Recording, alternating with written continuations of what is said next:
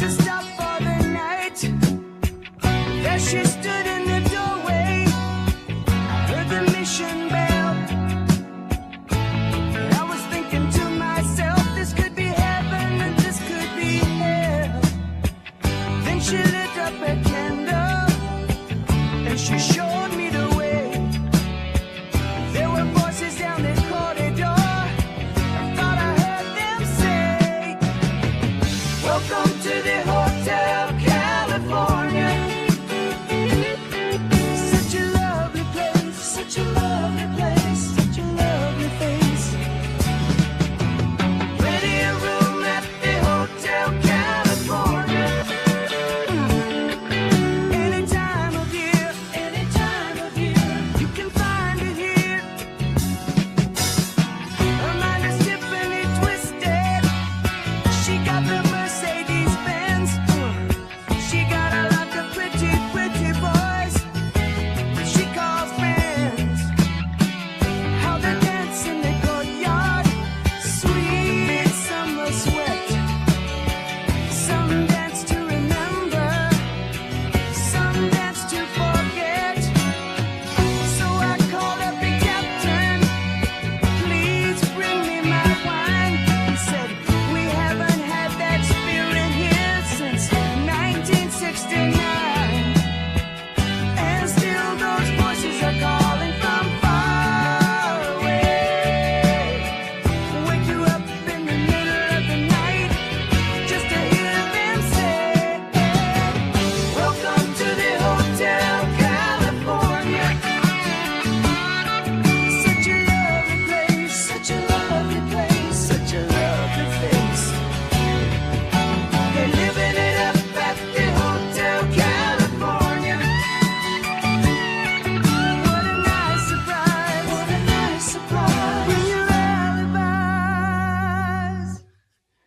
Mirrors on the ceiling, they pink champagne on ice. And she said, we are all just prisoners here of our own device.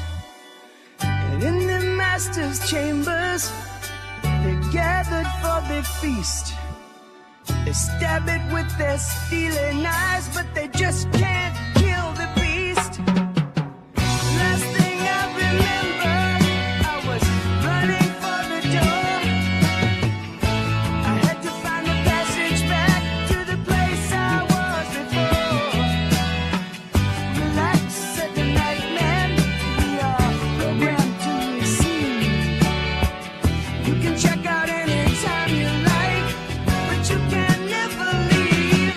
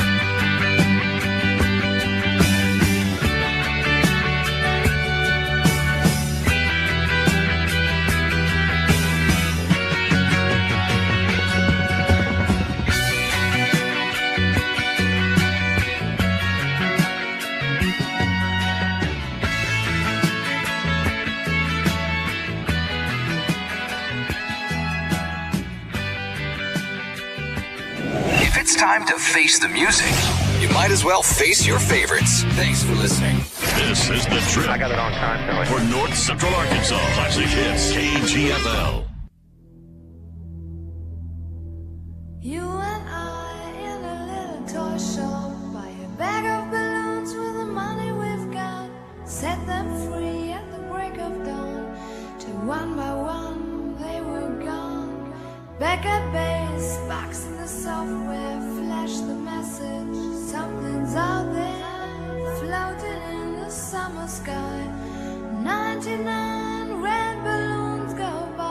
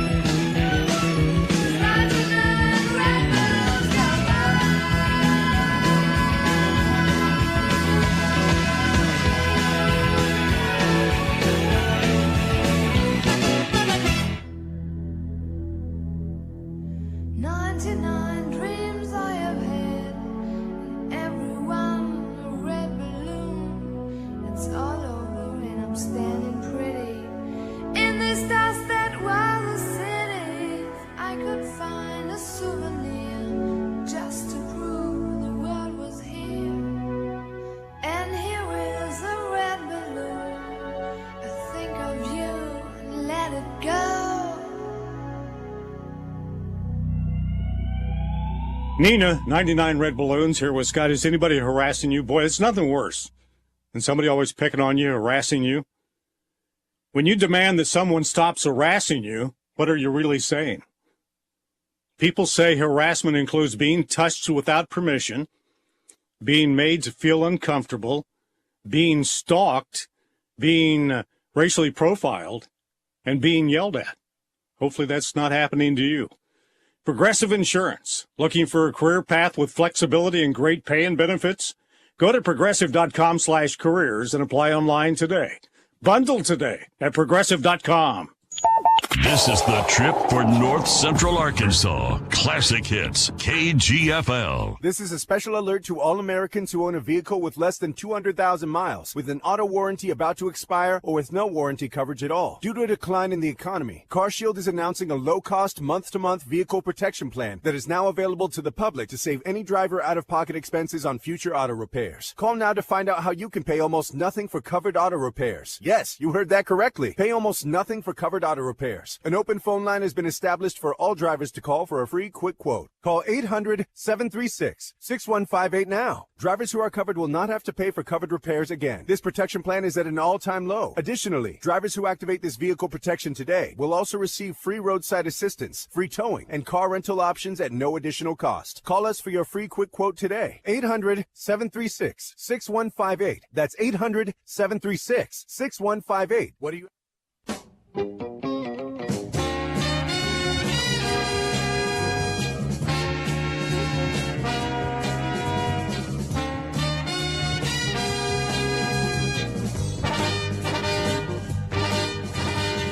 It's time now for Yellow Jacket baseball and softball. The Yellow Jackets are looking for another great season. Coach Prince is excited about the prospects for this year's baseball team. Meanwhile, the Lady Yellow Jackets are off to a great start with new softball coach Brooke Mason. Follow along for exciting Yellow Jacket baseball and softball action right here on the Trip 94.7 and 97.3. Today's game is brought to you by these fine sponsors: by First Security Bank, by Justin's Collision Repair and Towing, by Joe Lee Chevrolet, by the River Insurance Company, by Ralph Blagg Law Firm, by Davis Cash Lumber, by Cowboy Chrysler Dodge Jeep Ram, by Ozark Health Medical Center, by Goods Cash Saver, and by Joey Dobbs State Farm Insurance, and by Conway Regional Medical Center, and by Farm Bureau Insurance, and all of the fine Yellow Jacket boosters. Live stream video on YouTube and Facebook brought to you by Cowboy Chrysler Dodge Jeep Ram and by First Arkansas Bank and Trust. And the player of the game each week brought to you by First Arkansas Bank and Trust in Clinton. Now let's join our announcer for today's game, KGFL KHPQ sports announcer Mike Holly. Get ready for today's Yellow Jacket baseball, softball action on the Trip 94.7 and 97.3. Hey, Yellow Jacket baseball is on the air. Today the Yellow Jackets are at home here in Clinton, and it is senior day, and we just had the senior festivities. We'll talk about more of that as the time goes along. But several seniors today honored before the ball game along with their parents. Today the Yellow Jackets step out of conference play as they'll take on the Valley Springs Tigers. Yellow Jackets come in today with a record of 13 wins, 9 losses on the year, 5-7 in conference play, and we'll talk more about that as we go along. Valley Springs comes in with a record of 10 wins, 11 losses. Don't be deceived, though. They are much better than they were the last couple of seasons. Their record shows they are 6-6, and they finished 4th in their conference in the 3A Conference 1. The Tigers come in winning 3 of their last 4 games over Green Forest and Flippin. And the Yellow Jackets come in on a 2-game winning streak, and it was a big night Tuesday here as the Yellow Jackets swept Pulaski Academy, won the first game 2-1 in a pitcher's duel, and then came back and won game 2, trailing 6-1 with 2 outs in the 5th inning, and came back, score 6 runs with 2 outs, take the lead 7-6 on their way to a 10-6 victory and keeping their postseason hopes alive as we wind down the regular season here. And so both teams being introduced on the field. Boji Hester has joined us here in the booth, and we'll send it back to the station. And when we come back, we'll have Clinton Yellow Jacket baseball. You're listening to the Yellow Jackets on the Trip 94.7. Chrysler Dodge Jeep Ram. They're always looking for fresh, pre-owned inventory. They buy all vehicles, any make, any model. Stop in today and see Andrew or Trey and let them make you an offer on the spot. Love your current car but want a lower payment? They can refinance your current loan and get you a lower payment today. Go see them at Cowboy Dodge in Clinton or shop online at cowboycdjr.com and have your car delivered right to your door. Here's the pitch. You swing. It's a deep drive to left center field. You've hit a home run with Farm Bureau Insurance. From great rates and local agents to fast, fair claim service, it's Farm Bureau Insurance. See Kai Rhoda, Ty Glover, or Mickey Parrish for all your insurance needs at Farm Bureau Insurance today at 501-745-2117. Open Monday through Friday from 8 until 4:30. That's Farm Bureau. Towing and recovery is the last thing you think about until you really need it. Then you really want the best. There's only one name to call: Justin's Collision Repair, Towing and Recovery. They have the largest and latest model recovery fleet in North Central Arkansas. From small towing to heavy-duty towing, Justin's Collision Repair, Towing and Recovery on Highway 65 in Clinton is the one to call. 745-2992. That's Justin's Collision Repair, Towing and Recovery, 745-2992. Ozark Health is a wonderful diamond in the rough, I call it. Living in a rural community, having access to healthcare is critical. It has been a blessing to our community. Not that I want to go to the hospital, this last place that I really want to go, but this is a place I'd recommend to anybody. There's nothing like the individual care that you get here. It's phenomenal. Our purpose for being here is to serve people. It fills me with pride that we're able to do that. Ozark Health, your community hospital. F.L. Davis Cash Lumber, your Ace Hardware store, is a proud sponsor of Clinton Yellow Jacket Sports. F.L. Davis Cash Lumber can help with your electrical, plumbing, paint, tools, hardware, and flooring needs. They're a full-service hardware store and lumber yard. F.L. Davis can provide you with everything you need for your residential or commercial projects. The knowledgeable staff is always on hand to answer your questions. Visit F.L. Davis Cash Lumber, your Ace Hardware store. Same place, now Ace. The Blagg Law Firm is a proud supporter of Clinton High School Yellow Jacket sports. When you need an attorney, call the Blagg Law Firm. Whether it's an injury accident, criminal defense, DWI, family dispute, or Social Security disability, Ralph Blagg believes in equal justice for all. Located on Court Street in downtown Clinton and on the internet at blagglaw.com. The Blagg Law Firm, a proud supporter of Clinton High School sports. Hey, we're back here at the ballpark. The managers are heading to home plate to meet with the umpires, talk over the ground rules, and turn in their official lineup cards for the day. Of course, Coach Prince, longtime head coach for the Yellow Jackets, and Chris Jones, head coach for Valley Springs. I think his third year. He showed quite an improvement. He took over a team that in 2021, they were 1-20 on the year. Last year they were 4-17, and this year they're 10-11, and they're going to finish fourth in their conference. Conference winner is Elkins. We saw them. Yeah. West Fork second, Lincoln third, and Valley Springs fourth. Yeah, I think Coach Jones, I think this is his third year there. I remember when they gave him that baseball job, just a fundamental guy. I don't think he's going to try to trick anybody. They just try to catch the routine ground balls and have their pitchers throw strikes. That's a pretty good combination for teams when you can do that. Valley Springs, known as a basketball school primarily. He has some obstacles. They still play home games in Harrison. They don't have an on-campus field, although he said that's in the works for the future. And so as he tries to turn this Valley Springs program around, as an old friend at Harding Academy always tells me, Valley Springs thinks they thought they invented basketball. I couldn't get it out there. Every time I see him, he goes, Valley thinks they invented basketball. Well, I tell you what, for about the last 100 years, you just about believe that. When I was coaching the Green Forest up there and went up there in the summer of '88, and I tell you what, they thought they were going to beat you every time you came in that gym. So it's always a good rivalry. Yeah, Valley with a lot of great tradition of both boys and girls basketball, state titles in both, and trying to establish maybe some tradition or some success in baseball. Yeah, when you think of Valley Springs, I think of Jerry Thomason. Jerry was a long-time basketball coach there, boys basketball coach. Then he left and went to North Ark Junior College, coached for a long time. Then when he retired, you look up and if Valley Springs needed a coach for whatever, they'd call Jerry. So Jerry was just kind of like the name of Valley. Look here who we got throwing out the first pitch. Yeah, this is the Yellow Jacket manager. One of the seniors today. He's going to throw out the first pitch. Said he's chased down over 300 foul balls. I know his goal for this year was to get 100 plus. Oh, he's taking the stretch. He's looking the runners back. He's stretching again. Boom! And he threw a strike.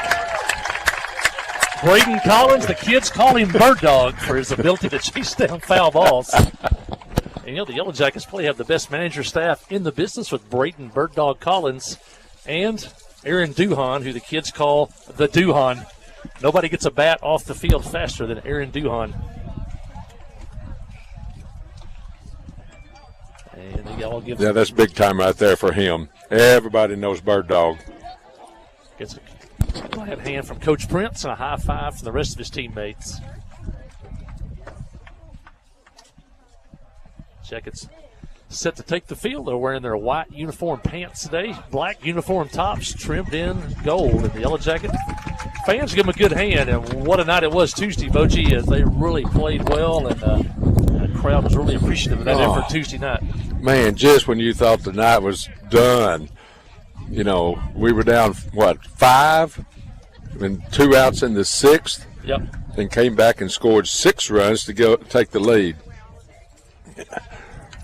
Boy, that wasn't a momentum builder for your team. Too bad we couldn't turn around right the next night and play another conference game, as we had it going then. Yeah, Yellow Jackets scored 6 runs with 2 outs. They were down 6-1, had a 7-6 lead. Eventually went on to win by a score of 10-6, and keeps their playoff hopes alive. Now, we never thought we'd ever say this, but we got to root for Heber Springs now. Well, I'm not sure we can do that. But one night a year, I guess we can. They go to Pulaski Academy on Tuesday. If they split a doubleheader, take 1 game from PA out of 2, the Yellow Jackets are in the regional tournament.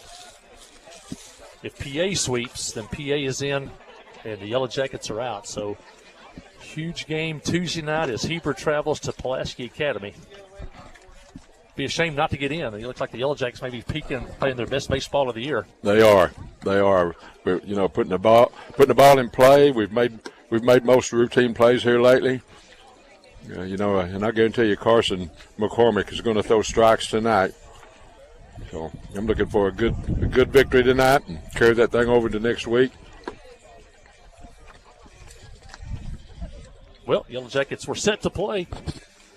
Lineup for Valley Springs will be Riley Gwynn leading off, playing third base. Logan Avery batting second. He's on the mound today.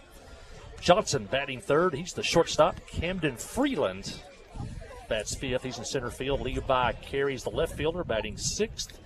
Keaton Carnahan's the second baseman, batting seventh. Kelby Ply is the first baseman, batting eighth. And Aiden Markle is the right fielder, batting ninth. And we are underway. And the first pitch is a ball. Infield looks a little bit different today, Michael. Looks like Cole Prince maybe at shortstop.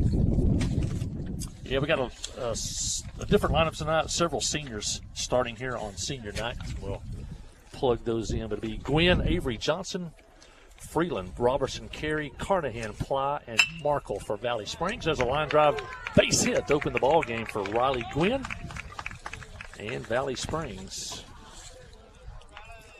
Yellow Jacket lineup, Titus Johnson in left field. Cole Prince at shortstop. Russ Hensley over at third. Carson McCormick pitching today for the Yellow Jackets. Joe Chalk over at first. Dylan Jones behind the plate. Sam Brown DHing today.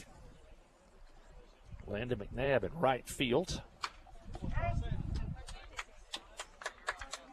And Mason Gray over at second base. Zane Widener out in center field.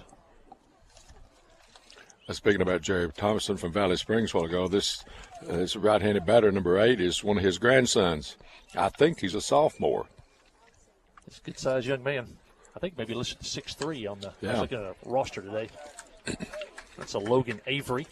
I got a runner at first, nobody out here, or just underway. First pitch was at 4:32 in this one.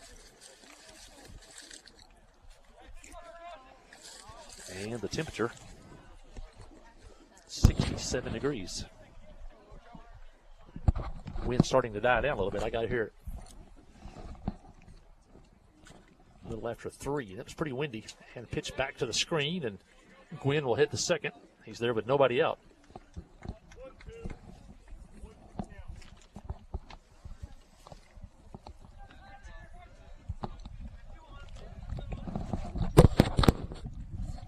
One, two, the count on the hitter.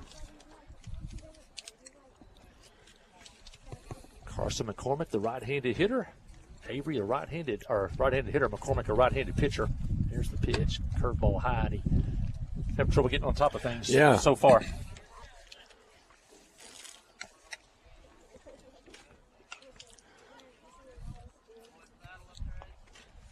I don't know, the first pitch that came back to the screen was a curveball, but that one was.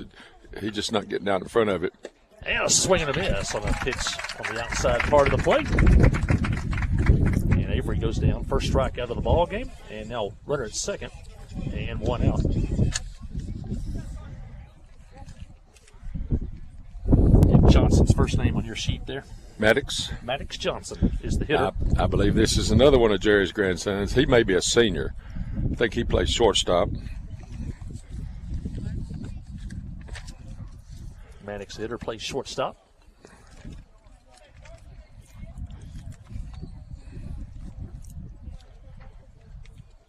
McCormick's pitch, and he pours a strike in there with a fastball.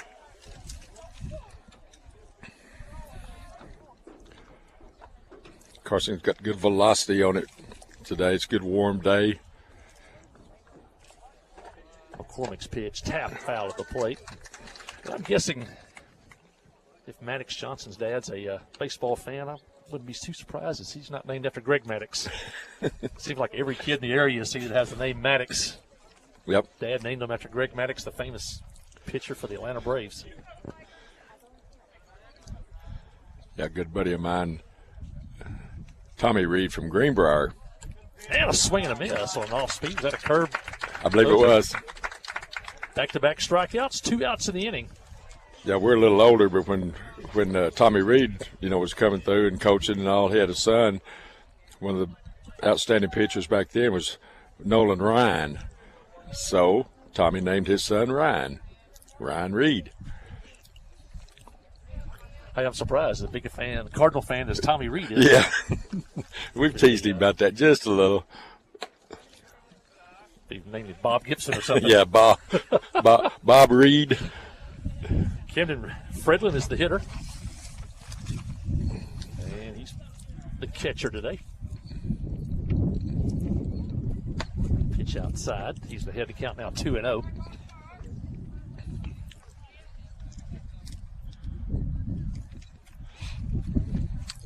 Wind seems to be blowing a little bit from left field across the infield. You can probably hear the wind on our mic. Swing and a miss. He ran that one in on him. Count now 2-1. Runner at second. 2 outs. No score here in the first. If you're in the area, still time for you to get to the ballpark. It's senior day here at Clinton. And a strike called. Now 2-2.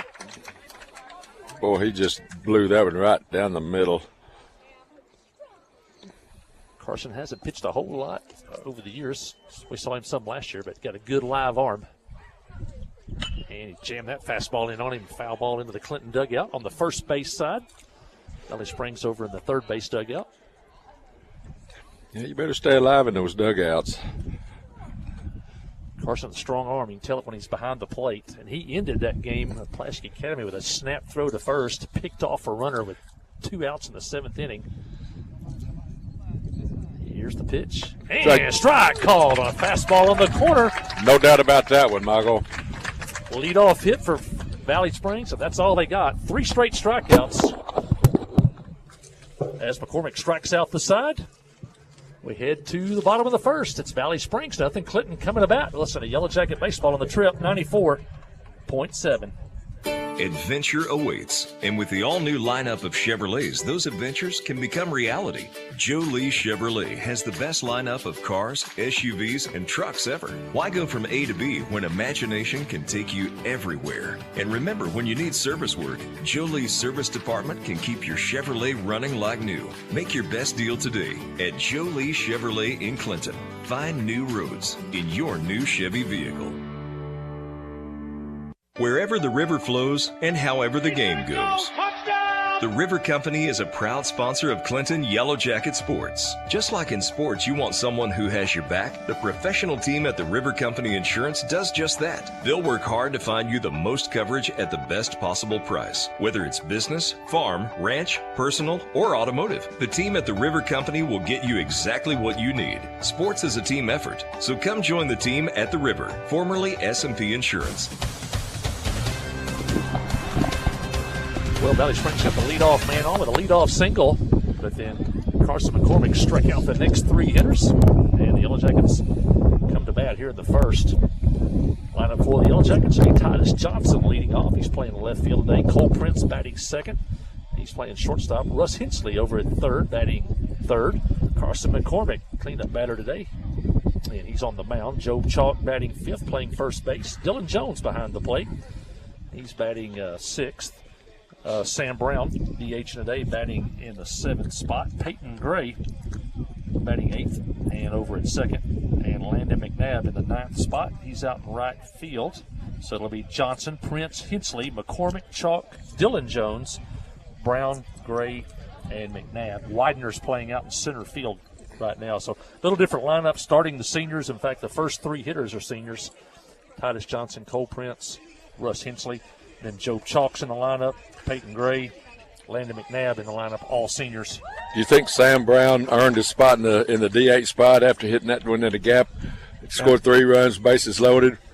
Man, that was probably the key hit in that. Oh man, rally, yeah, as he, he drove in 3 runs with a line shot to right center field, and that was one of the big hits of the inning. Titus Johnson, the hitter, batting from the right side.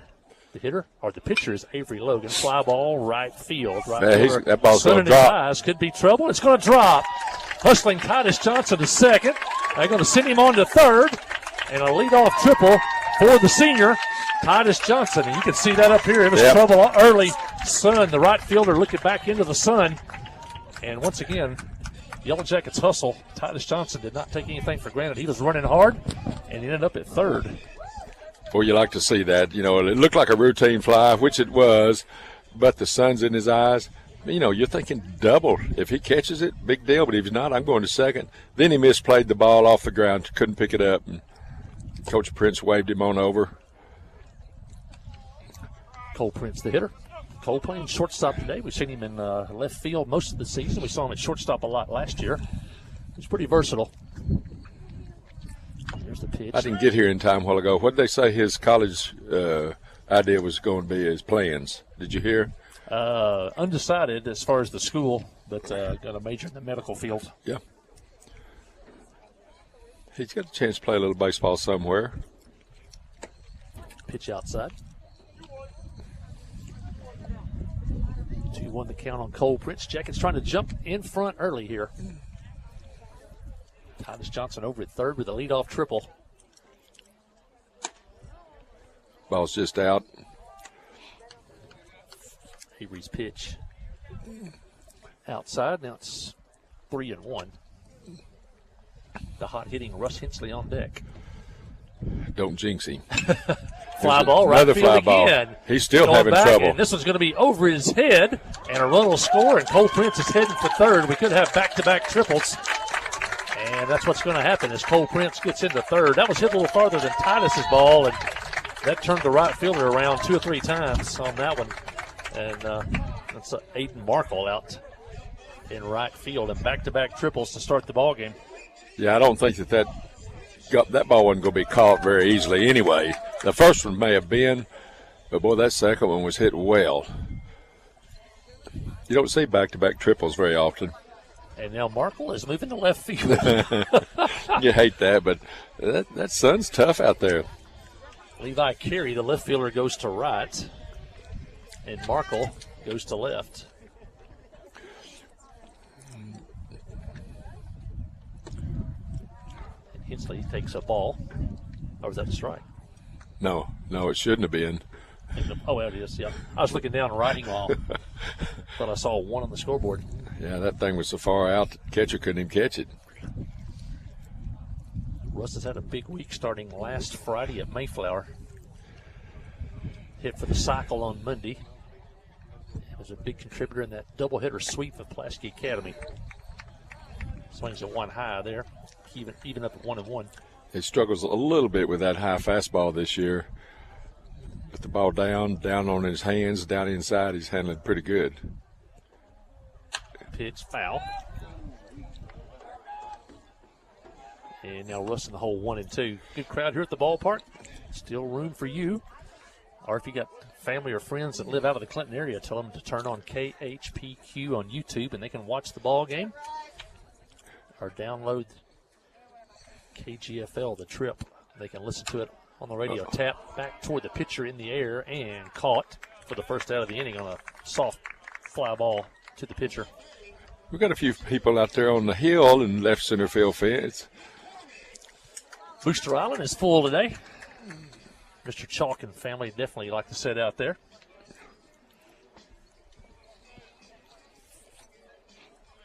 Had a few home run balls hit that way the other day on Monday against Ball Knob. And ground ball by McCormick to the shortstop. A run's going to score and out at first, but McCormick does his job. Knocks in Cole Prince, and the Yellow Jackets now lead 2-0. Thought that ball was going to hop over that shortstop's head. It took a high bounce, but the shortstop's about 6'3", so. Even with all the rain that we had, you'd think the field would be soft, but they came down yesterday, took pictures around noon, and then they tarped the field. And Coach Prince told me he got here, earlier today. He had to kind of water it down some. It was so dry on the infield. Wow. That's when they took the tarp off and the wind blowing. Now, 10 feet either side of the fence out there, it's pretty wet as it drains towards center and left. But the infield is perfect. Joe Chalk, the hitter. I don't believe it's just a mile and a half. This, just kind of south. I guess it'd be south of us here. But I didn't get but probably a half an inch. I thought it rained a lot more than that. Pitch outside. Yeah, they were looking for a lot of rain earlier. We didn't get much then. Sounded like we got quite a bit after midnight last night. Yeah, I know it was raining pretty good about 3:30, but it must not lasted long. Chalk hitting the count 3-0. Now he walks, and that's the first walk of the game by Logan Avery. Runner first, 2 outs. Dylan Jones, the hitter. Dylan had a big hit in that 6-run rally the other night against Pulaski Academy.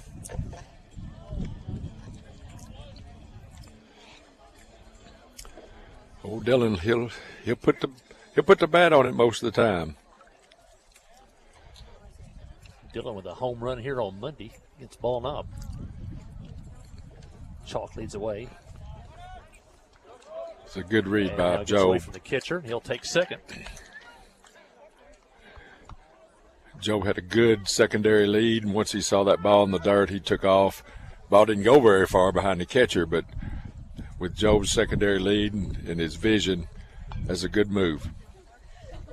Avery's pitch is a strike at the letters.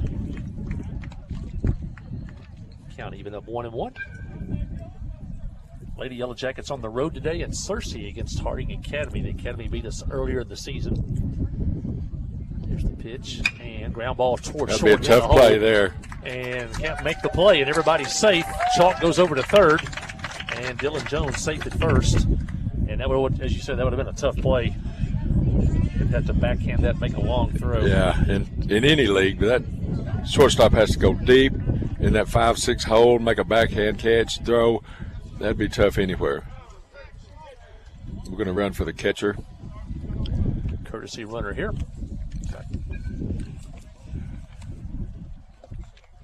Number 6 for the Yellow Jackets, Josh Foltz, I believe, fixed to come out of the dugout.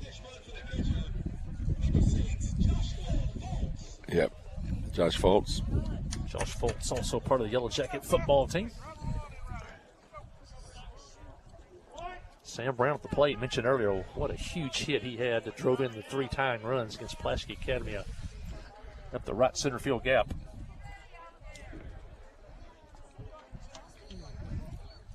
Fake throw to third.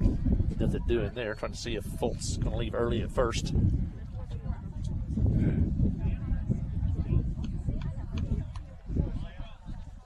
Two on, 2 out. Jackets lead 2-0.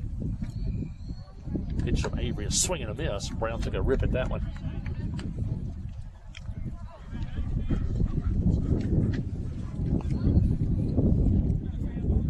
Wind picking up again. Yeah, I forget. I wear short sleeves up here and then get up here and the wind's blowing. Fastball high. Just about time the weather gets perfect, Mike. Season's over. Yeah, it's some states play baseball in the fall, but of course football here would be a problem with that. Runner goes to second. Take advantage of the warm weather. You wish you could start a little later, maybe even if you had to play the state tournament maybe a week after school ended. There'd just be a few teams that could affect. Right. You get better weather. Here's the pitch. It's a ball. Now 3-1. Wasn't very many years ago that they had golf in the spring, and then they decided these kids, you just couldn't hardly play in the spring because it's so cold. Drive right field, may drop it, does! Fair into the corner, 1 run's going to score. Here comes Fultz, he's going to score on a 2-run single by the hot-hitting Sam Brown. The Yellow Jackets now lead 4-0. Got to finish that thought. The greens were always hadn't greened in yet, and the fairways were dry. When they finally changed it to the summer, to the fall, kids played golf all summer, and it was a better deal. Conflicted with a little football at the time, but I guess it's all worked out. I think tennis the same way. It's now played in the fall. Peyton Gray, the hitter, playing second base today. I think soccer kind of changed a bunch of the fall and spring sports.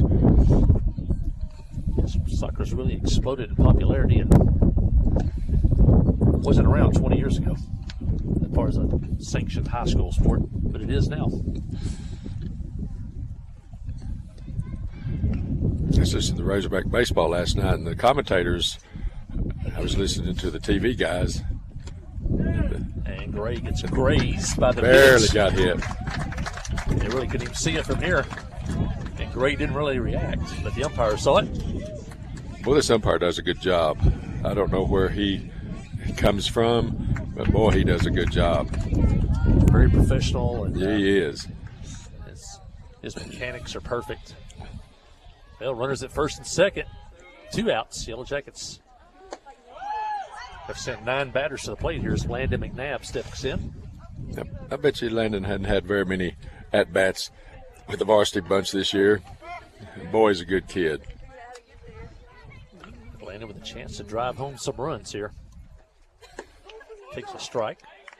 We have seen him run a few times this year. He can run. A courtesy runner and a pinch runner. He's proved himself in that aspect of the game. Look at him. He's choked up about an inch and a half. Takes a ball. So also part of the Yellow Jacket basketball team. Yeah, I like to see kids choke up some. It gives them a little bit more back control, especially when you got a couple strikes on you. Don't see it much anymore. Look at there. Look at there. Base hit. Base hit. Brown will stop at third. And the Yellow Jackets load the bases on a base hit by the senior, Landon McNabb. Gray stops at second. Brown stops over at third. And the Jackets send the 10th batter of the inning to the plate. It'll be Titus Johnson. Titus led off the game with a triple to right field. And now Chris Jones goes to the mound. Talk to the pitcher here. Yellow Jackets lead 4-0. Have the bases loaded with 2 outs here in the first inning. We talked a little bit about track. We'll talk some more as we go along, but the junior high Yellow Jackets finished second in the district track meet. That was on Wednesday night. Both boys and girls finished second. That's a pretty good district meet because you got the Heber, which is a traditional track power. And then you throw in Lone Oak and Pulaski Robinson with athletes. Yeah, I forgot about those two. Finished second in both of those divisions. And going to mention the young man, Caleb McCarver. He was the High Point junior boy this year for the district track meet. And he, what did I write down? He won the 200, the 400, the 110 hurdles. He won the high jump. He was fourth in the long jump. And he was second in the pole vault. Caleb McCarver, High Point man from Clinton. Also, one of those running backs on the Yellow Jacket junior high football team this year, tall, lanky running back. And big things coming for Caleb McCarver this fall with football. And looks like quite a track athlete, too. Yeah, he was a pretty busy young man then, wasn't he? He was, yep. You know, track's a team, a sport that you got to have lots and lots of bodies. If you're going to win the team title, you got to have numbers. Yep. You know, when Heber used to win it all the time, you know, they'd have 5 or 6 people in every event. Titus Johnson at the plate. He's tripled in his first time up. This is the second time to bat. The first inning, the Jackets have batted around. 2-0 count. Logan Avery still on the mound. Now he steps off. And now back on. Sam Brown over at third. McNabb with a hit over at first, and a pitch, fly ball center field. That's going to be a tough play. The shortstop goes out and makes the play. That'll end the inning. Shortstop came in, made the play behind second base. That'll end the inning, though, but it was a good one for the Yellow Jackets. They scored 4 times on 5 hits. They leave 3, and as we head to the second inning, it's Clinton 4 and Valley Springs nothing. Listen to Yellow Jacket Baseball on the Trip, 94.7. Wherever the river flows and however the game goes. The River Company is a proud sponsor of Clinton Yellow Jacket Sports. Just like in sports, you want someone who has your back. The professional team at the River Company Insurance does just that. They'll work hard to find you the most coverage at the best possible price. Whether it's business, farm, ranch, personal, or automotive, the team at the River Company will get you exactly what you need. Sports is a team effort, so come join the team at the River, formerly S&P Insurance. Towing and recovery is the last thing you think about until you really need it. Then you really want the best. There's only one name to call, Justin's Collision Repair Towing and Recovery. They have the largest and latest model recovery fleet in north central Arkansas. From small towing to heavy-duty towing, Justin's Collision Repair Towing and Recovery on Highway 65 in Clinton is the one to call, 745-2992. That's Justin's Collision Repair Towing and Recovery, 745-2992. A service of King Sullivan Radio, K234BB at 94.7 FM, KGFL 1110 AM, Clinton. Second chip on top of Valley Springs, 4-0 as we head to the second inning. It'll be Blaine Robertson, Levi Carey, Keaton Carnahan. Anybody gets on, Kelby Ply due up for the Valley Springs Tigers. Carson McCormick on the hill. He gave up a hit to the leadoff batter and then struck out the next 3 hitters in the top of the first.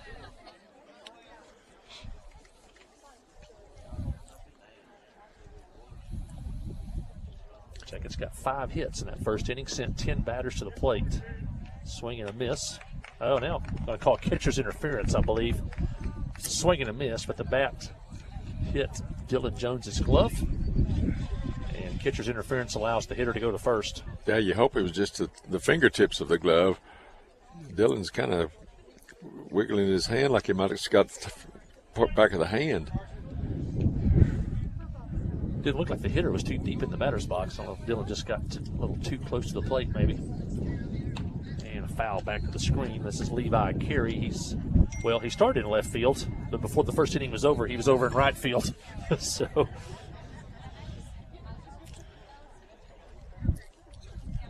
first pitch foul back to the screen. There goes the runner, and a ball inside. There's the throw. He is safe. Pretty good throw. Awfully close.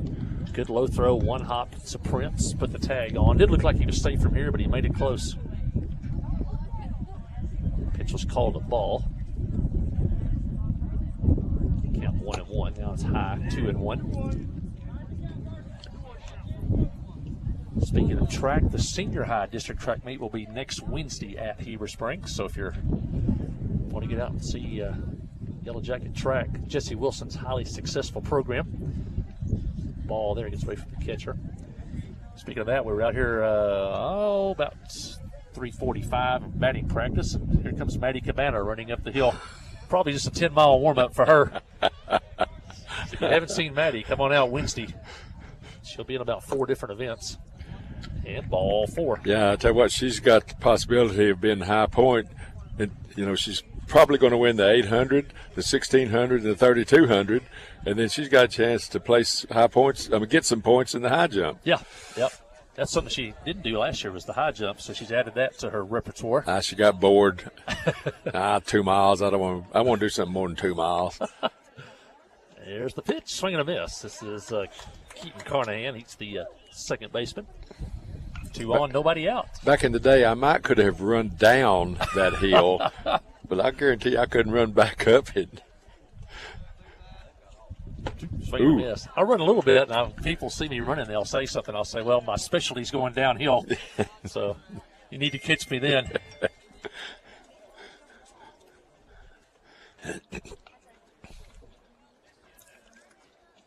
And pitch is high. When Carson's missed so far today, it's usually been high still. That was my next thought. When he's missed, it's been up. It hadn't been wild in and out. It's just been a little high. Here's the pitch and a swing and a miss. Strikeout number 4 for McCormick. He just remembers he gets his bend to get his back down. Usually throws a strike. And, of course, he missed 7, 8 days there with the injury. He couldn't throw the ball. And his throwing arm, Yeah. He was told not to throw, but he could hit there a little bit. So he missed about a week there throwing the baseball. Kelby Plow, the hitter. He's the first baseman. He's a left-handed hitter. He swings and misses here. Yellow Jackets would like to turn 2 here. 2 on, 1 out here in the Valley Springs second inning. McCormick checks the runners. And looks at second. No throw. You can't fake to second and third without a balk being called, but if you turn to first, you got to throw it. Here's the pitch. Shows bunt. Misses it. Takes a strike. Or if you're Max Scherzer, don't throw a baseball with stuff on it. Yeah. He claimed it was 10 days. He claimed it was sweat and rosin. Yeah, right. He's suspended for 10 days, I saw earlier today. So there's a pitch. Foul back.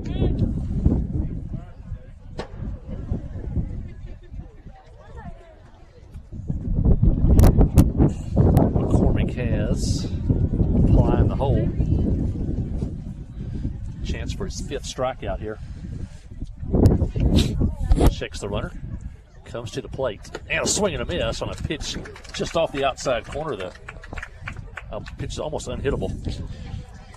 That hitter kind of had an open stance, and he never really closed back up to be able to cover the outside part of the plate. And that pitch was on the outside corner. Almost unreachable by the way that batter swung. Aiden Markle, the hitter. He fouls one back. He's the 9th hitter in the lineup. McCormick already with 5 strikeouts. We talked about Greg Maddox earlier. He made a living either being on the corner or 2 inches off. Yeah. As a hitter, you had to decide, is it going to be a strike or 2 inches off the corner? He had such pinpoint control. I read some kind of stat, and I can't repeat it, but how many batters he actually walked in his career. I mean, it was just minuscule. It's no telling. He just didn't walk batters. They didn't have those extra runners on base. Then somebody gets a hit and scores. We talk about that with high school baseball. You avoid the walks, and he did. 2-1 the count on Markle. McCormick's pitch is a strike. Now 2-2. I think the young kids, a lot of them get it wrong. They think first throw as hard as you can, then control, but I think you're much better off. Learn to throw it where you want to, and then start the velocity and the curves and the different things. Control is much more important. There go the runners. Swing and a miss. And for the second straight inning, McCormick strikes out the side. He struck out 6. Valley Springs has leaves 2 runners in the inning. Fails to score. We head to the bottom of the second. It's Clinton 4, Valley Springs nothing. Listen to the Yellow Jackets on the Yellow Jacket Sports Network. Adventure awaits, and with the all-new lineup of Chevrolets, those adventures can become reality. Joe Lee Chevrolet has the best lineup of cars, SUVs, and trucks ever. Why go from A to B when imagination can take you everywhere? And remember, when you need service work, Joe Lee's service department can keep your Chevrolet running like new. Make your best deal today at Joe Lee Chevrolet in Clinton. Find new roads in your new Chevy vehicle. Hi, I'm Joey Dobbs with State Farm Insurance here in Clinton. We are proud to support Clinton Yellow Jacket Sports, and we're here to support you on and off the field. For surprisingly great rates on auto, home, life, and supplemental health insurance, stop by today. We're located just off of Highway 65 before the Little Red River next to H&R Block. Give us a call at 745-6323 or visit our website at calljoeydobbs.com. Like a good neighbor, State Farm is there. Holly Hensley walked by, so she shot any basketball today. She said no. She's going down there to say hi to her 3 cousins. Got 3 of our granddaughters that came down from, one from Springdale, one from Farmington, and one from Bentonville. The 3 girls came down to spend the weekend. The Northwest Arkansas cousins. Yeah. Yeah, I hope Kyle and Dara feed them. You'll house them, just have them feed them. Yeah. The Jackets sent 10 batters to the plate in the first inning, so they'll have Cole Prince, Russ Hinchley, Carson McCormick, and Joe Chalky here in the second inning. Prince tripled and scored in the first, knocked in a run, and he taps one foul at the plate.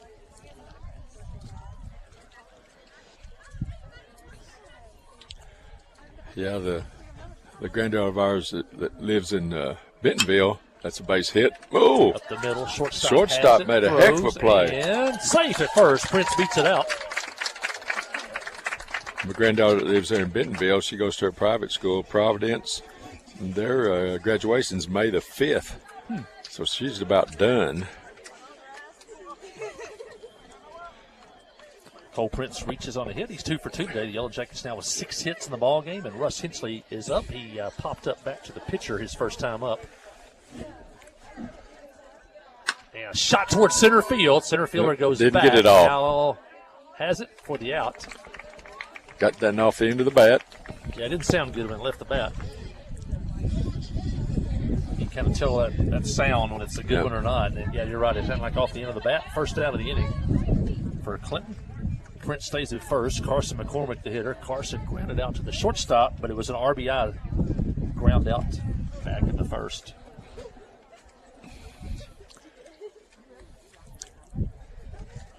Throw to first. Back in time is Prince.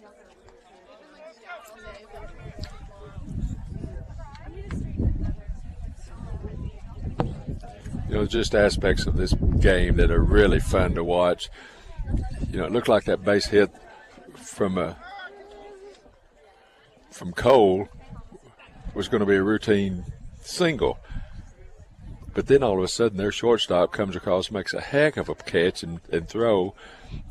But then you turn around and see the speed by Cole. So there was like 3 things going on right there. And if you don't watch baseball very much, you kind of miss it all. Little small details. Just small details. Avery's thrown 3 times to first. Now Prince heading for second, and he'll steal it at second. Ball gets into center field, but he'll stay there. But good jump by Cole Prince.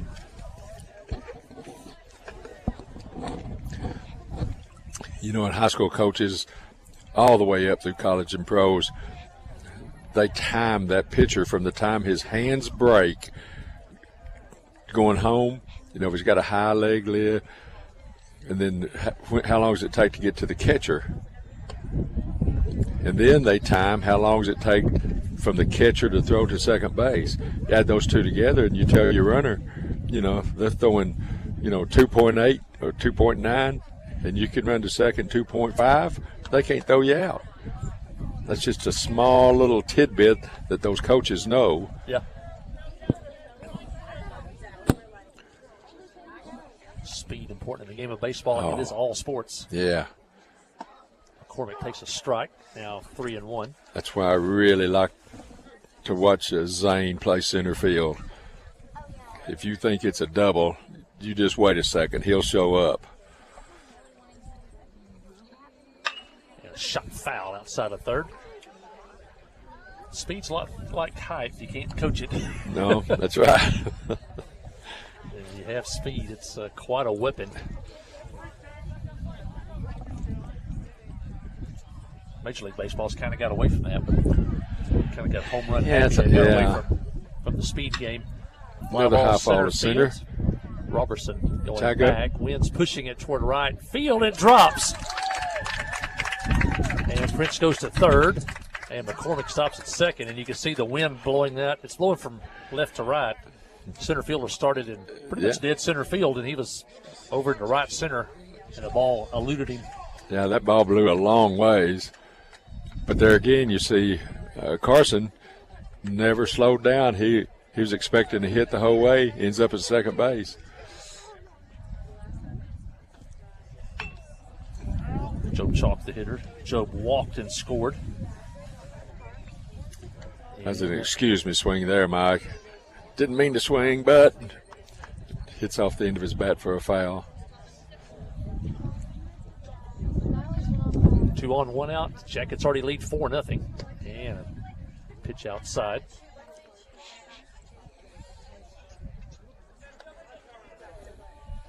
Jackets trying to add on. Dylan Jones on deck.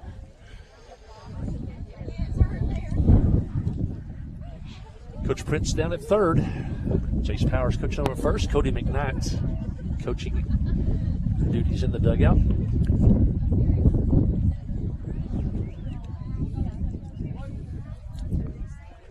Avery from the stretch to the plate, and a ground ball up the middle. Base hit. Prince will score.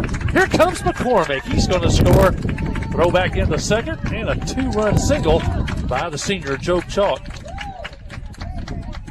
Jackets now lead 6-0.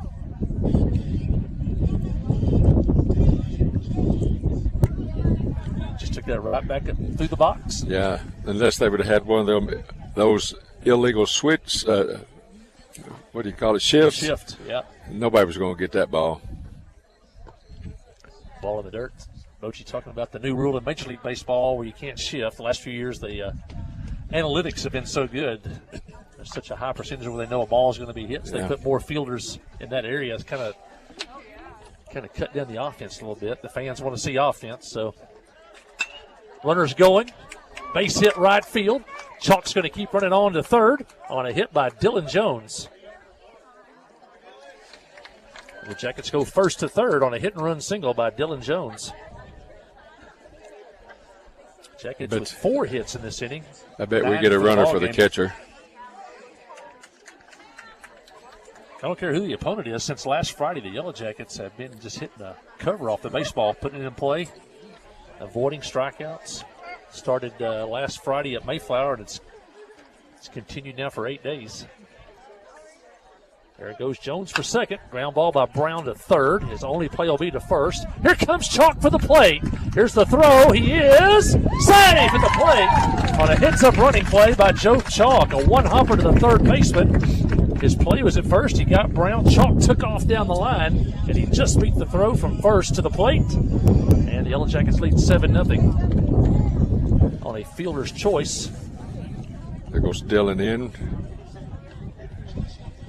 Josh Foltz coming back in to run for the catcher.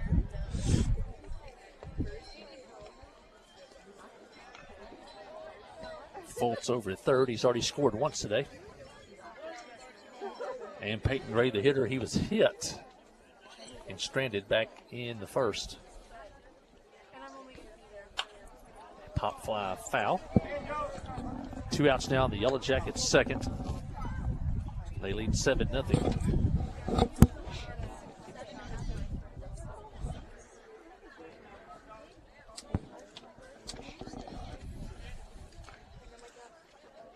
Avery's pitch is high.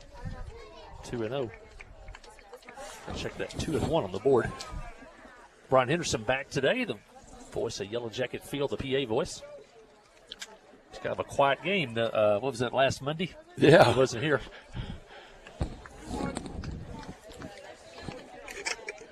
Yeah, you just start missing those little intricacies of baseball, you know, the national anthem, the lineup calls, introducing the batters. Greg takes a ball. Now 3-1. Landon McNabb on deck.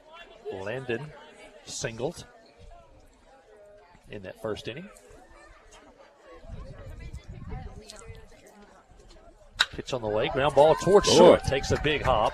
He hit Johnson that ball fielded hard. And out at first. But the Yellow Jackets do more damage in the second. The Jackets picked up 3 runs on 4 hits. They leave 1 as we head to the third inning. It's Clinton now 7. Valley Springs nothing. Listen to Yellow Jacket Baseball on the Trip, 94.7. FL Davis Cash Lumber, your Ace Hardware store, is a proud sponsor of Clinton Yellow Jacket Sports. FL Davis Cash Lumber can help with your electrical, plumbing, paint, tools, hardware, and flooring needs. They're a full-service hardware store and lumber yard. FL Davis can provide you with everything you need for your residential or commercial projects. The knowledgeable staff is always on hand to answer your questions. Visit FL Davis Cash Lumber, your Ace Hardware store. Same place, now Ace. Life is better with basketball and with First Security. We have the resources and the know-how to assist with your needs, plus a local team you can count on. So you're making better plays because First Security is making better happen during this season and every season. What's your better? Get there with us. Stop by your local First Security Banking Center or visit us online at fsbank.com today. First Security. Bank better. Member FDIC, Equal Housing Lender. The regional start the next Wednesday. Yeah. Yeah, back here at the ballpark. Barely a schedule change. The Lady Yellow Jackets did not go to Cersei today. Harding Academy had some type of conflict, had to cancel. So a lot of the Lady Yellow Jackets out here getting to watch the Yellow Jackets play baseball today. They don't get to do that very often. And that's one of the bad things, I think, Boji, about not having the fields together. It's downtown, so the girls really see the boys, and the boys really see the girls. When we had both ballparks close together, and that may happen in the future, hopefully. It'll be the top of the order due up for Valley Springs. It'll be Gwynn, Avery, and Johnson. Anybody gets on Fredland. Valley Springs, no runs on 1 hit. Carson McCormick has struck out 6 through 2 innings. And a curveball tapped back to the mound. McCormick has it. His throw to first and an out. I tell you what, Boji, a play that people will forget, but in that 6-run rally, Carson McCormick just misses a home run by inches foul. Next pitch, he hits it right back to the pitcher, but he's hustling. He forces the pitcher to throw the ball quickly, and he threw it high to first, and he beat it out. Yeah, I forgot that. A lot of guys would just jog down to first, and they would have been out. I forgot that. But That's he forced exactly that right. high throw because he hustled. And that kept that inning going when they scored 6 runs with 2 outs. Yeah, I think that's one thing you can say about these Yellow Jacket players. They're not going to loaf. The pitcher, Logan Avery's the hitter. And Carson just missed off the corner now, 2-0. I think it's the leadoff batter for them, isn't it? Number 2 hitter. Oh, yeah, number 2.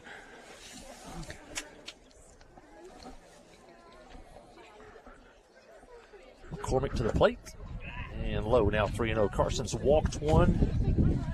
And there was a catcher's interference, along with 1 hit for Valley Springs.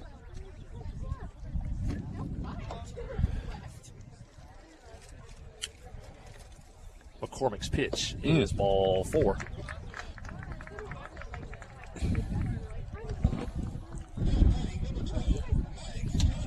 Yeah, I mentioned my 3 granddaughters down here. Of course, they've all got brothers, and it's always a fun time when the cousins come down. Sometimes there's 3, sometimes there's 8 or 9, but when the cousins come down, it's always fun. Here's the pitch. Oh, he's just missing out that. So you don't get to see the cousins very often, so when the cousins come. Yeah, because one of them played volleyball, let me see, one runs track, a couple of them run track. So that, you know, they're busy all winter, and of course our kids are busy all winter. Well, it makes for a pretty big Christmas, probably. It does. Yeah, I think we're just now paying off from last year's Christmas, so we got to start again. And three straight balls by McCormick. I think that's 7 straight. Yeah, that was right down the middle, but it's a little low, I guess. Johnson, the hitter, he struck out his first time up. And he walks back-to-back walks here with 1 out in the Valley Springs 3rd inning. Looks like Camden Fredlin, the hitter, he struck out back in the first. Jackets looking for 2 in the middle. And Jace Powers, pitching coach, heads out to the mound. Jacket defense. Russ Hensley over at 3rd. Cole Prince playing shortstop today. And Peyton Gray's over at 2nd. Joe Chalk at 1st. Dylan Jones behind the plate. And then out in left field is Titus Johnson. Center field, Zane Widener. And Landon McNabb out in right field. Yeah, when your competitor like Carson is, throw 3 or 4, the balls, then he starts gritting his teeth a little bit, and I'm just trying to just roll it in there hard, and it gets overthrown a little bit. Back to play. Here's the pitch. And strike called. Whatever Coach Powers said worked. 2 on, 1 out here in the Valley Springs 3rd. There's a strike. Jackets leading 7-0. McCormick looking for his 7th strikeout of the ball game.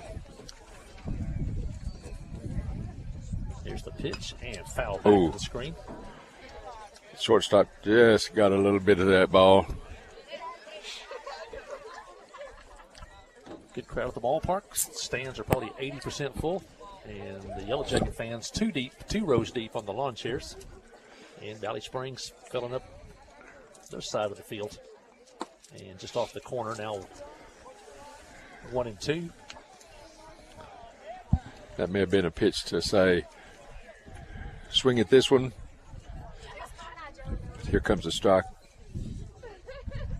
Here's the pitch. And fly ball right hurry, field. Hurry, And can't make the play. It'll be a hit, and everybody's going to move up a base. And the bases are now loaded with only 1 out on a base hit by Fredland. Little Texas leaguer there, Mike. Into the sun. Both teams have had trouble in right field today. The wind, the sun. The way Landon took off, it looked like he had a bead on it, but the ball just didn't carry far enough. Avery at 3rd, Johnson now at 2nd, Fredlin over at 1st, and Blaine Robertson, the hitter. And he reached on a catcher's interference in the 2nd inning. First pitch is a ground ball toward 3rd. Hensley makes the play to the plate. Out there with a force out. And now 2 outs. Good thing Russ is about 6'5", but he did every inch of that one as it took a high hop on him. That'll go 5-2 on the put out. Now 2 outs, and the Jackets have a chance to get out of it. Levi Carey, the hitter, he walked in the 2nd. Takes a strike here. Bases loaded, 2 outs. Jacket leads 7-0. Force outs at every base. He got hit last time up? He walked. Oh, he walked, okay. Yep. And takes a ball here. Walked, it was stranded in the 2nd. McCormick would like to strand 3 Tigers right here. Runners lead away. Infield deep. Here's the pitch. Just high. Nope.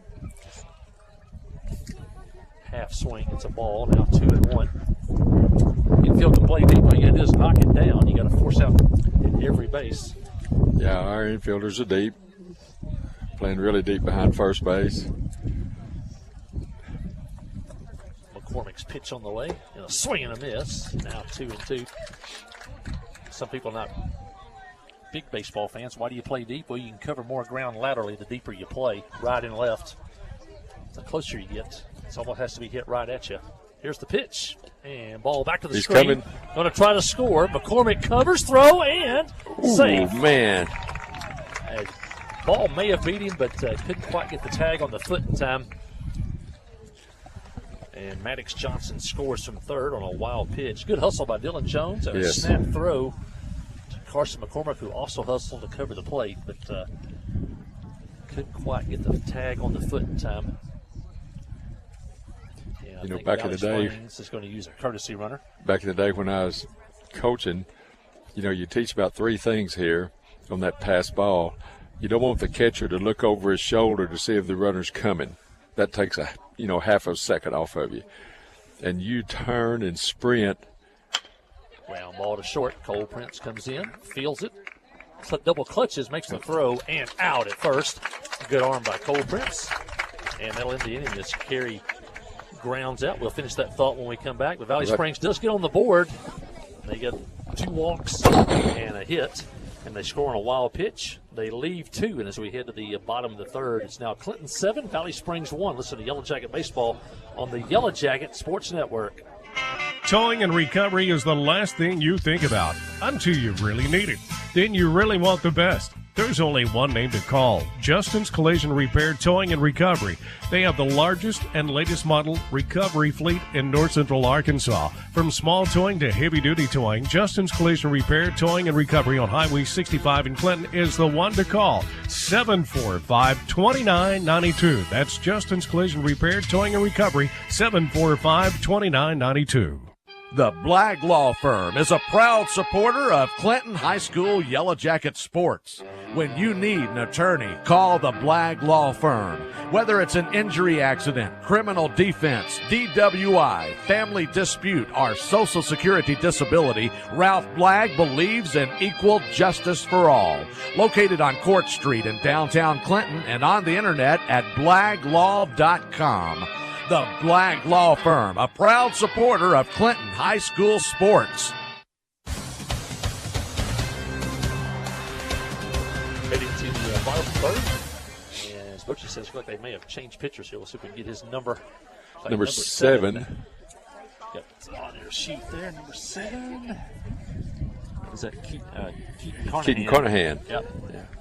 And Carnahan has been playing second base. So he's now the pitcher.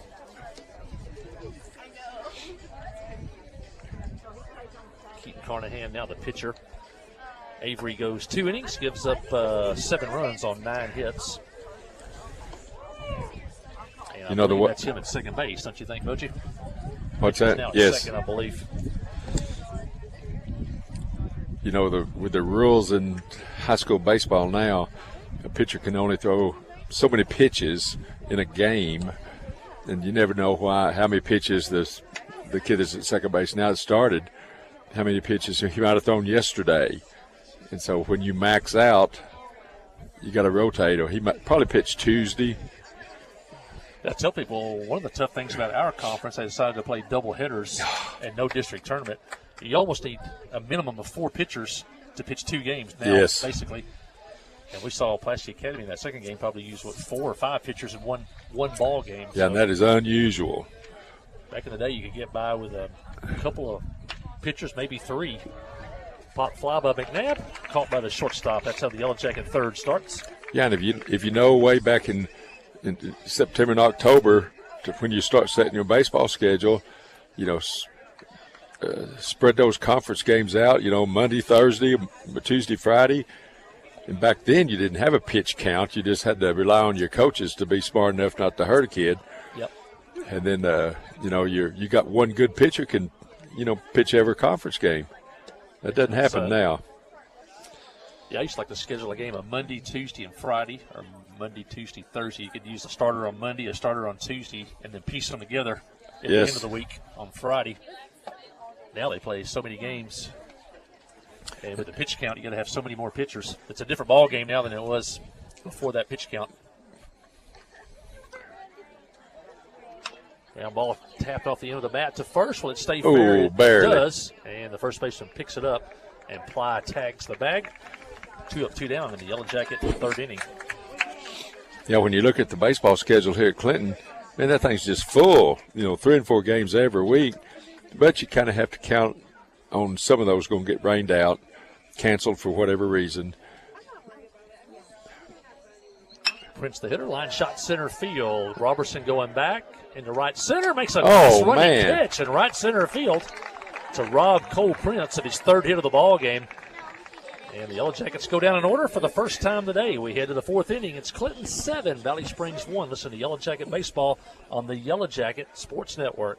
Hi, I'm Joey Dobbs with State Farm Insurance here in Clinton. We are proud to support Clinton Yellow Jacket Sports, and we're here to support you on and off the field. For surprisingly great rates on auto, home, life, and supplemental health insurance, stop by today. We're located just off of Highway 65 before the Little Red River next to H&R Block. Give us a call at 745-6323 or visit our website at calljoeydobbs.com. Like a good neighbor, State Farm is there. FL Davis Cash Lumber, your Ace Hardware store, is a proud sponsor of Clinton Yellow Jacket Sports. FL Davis Cash Lumber can help with your electrical, plumbing, paint, tools, hardware, and flooring needs. They're a full-service hardware store and lumber yard. FL Davis can provide you with everything you need for your residential or commercial projects. The knowledgeable staff is always on hand to answer your questions. Visit FL Davis Cash Lumber, your Ace Hardware store. Same place, now Ace. Looks like it. Looks like Sam Standridge out in right field.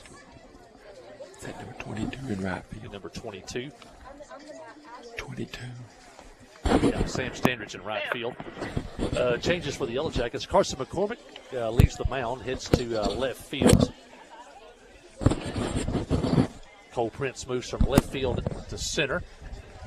And Sam Standridge now in right field for the Yellow Jackets. And on the mound, Sam Brown. Dylan Jones still behind the plate. Rylan Jones now at shortstop. Joe Chalk still over at first, and Russ Hensley still over at third base. Yellow Jackets leading 7-1. As we head to the 4th inning here, Valley Springs coming to bat. They'll have the bottom of the order due up 7, 8, 9 hitters here in the 4th inning. Yellow Jackets with 4 in the first, 3 in the second, and then went down in order for the first time today in the 3rd inning, but they do have 7 runs on 9 hits. Valley Springs 1 run on 2 hits. I was talking about that play a while ago when the ball goes to the fence. You teach your catcher, take off and go. Don't look and see if the runner's coming, because if he's coming, that half second you're looking over your shoulder. Then I always used to teach, try to run and slide and pick up the baseball. That way you've got your momentum stopped almost when you get it, and turn and throw it to the plate. If the pitcher's not there, that's not your fault. And then we got the pitcher covering, and probably a first baseman usually that comes over for a backup throw, So there's a lot to that. Yeah, you see that in the big leagues now. Anytime they get near the backstop or the sidewall or something, it's easier and safer to do that slide. It is. Instead of having to run and slow down and stop and pick it up. Brown, the pitcher. Boy, he's mowed 2 right down the pipe. 2 strikes there.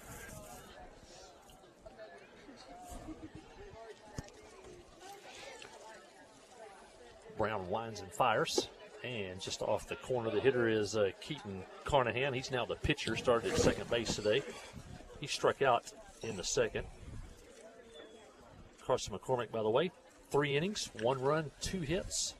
Struck out 6. A good day for Carson on the mound. And ball barely tapped the plate to stay alive.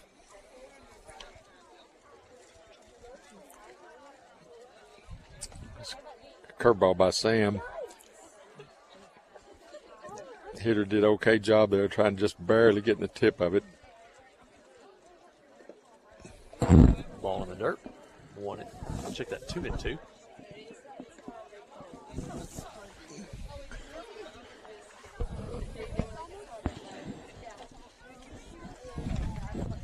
You're talking about the crowd, Mike. I bet you there's 200, 250 people here. One of our biggest crowds of the year. Yeah, it's got a nice crowd.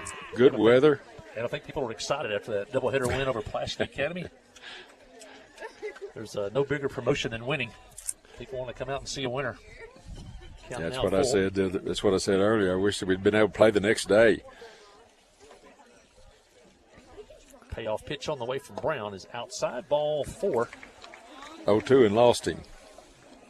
And for the third straight inning, Valley Springs gets the leadoff hitter on. 3 walks by Yellow Jacket pitching. So check that, 4 walks now by Yellow Jacket pitching. Now to bring in the left-handed hitter, Kelby Ply. I think he struck out a while ago, about 3 straight pitches. Yes, he did. Struck out, plays first base. Pitch in the dirt. Big lead at first by Carnahan, but he was leaning back toward first. Brown let go of the pitch.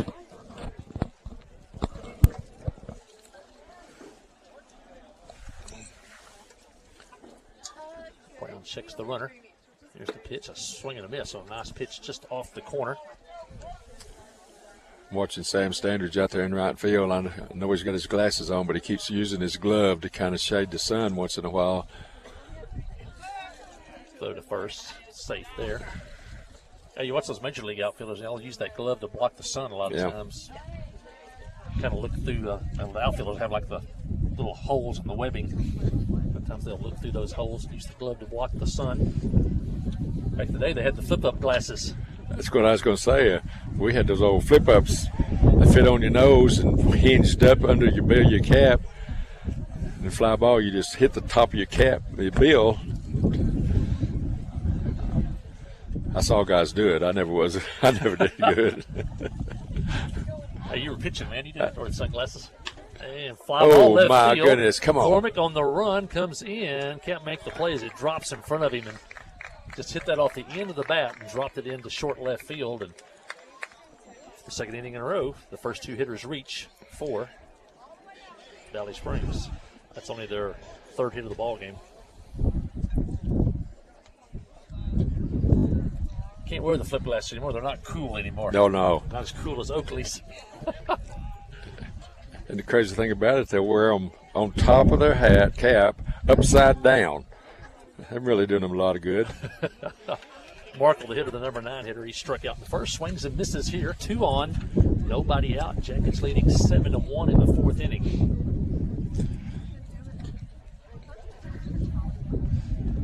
Runners lead away. The Jackets are not holding their runner at first for the 6-run lead. And just missed. 1-1. Yeah, my old college baseball glove just about wore out, so I worked all winter before my junior season to buy a new glove. Ball low. And I bet you the sunglasses now cost more than my glove did back then. Yeah. And the gloves today are outrageous. Oh, yeah. A couple $100. Take out a loan now to buy a good glove. I always had the Wilson glove from Walmart. Never cost me $200. Swing and a miss. Now it's 2-2. And the price of bats are astronomical.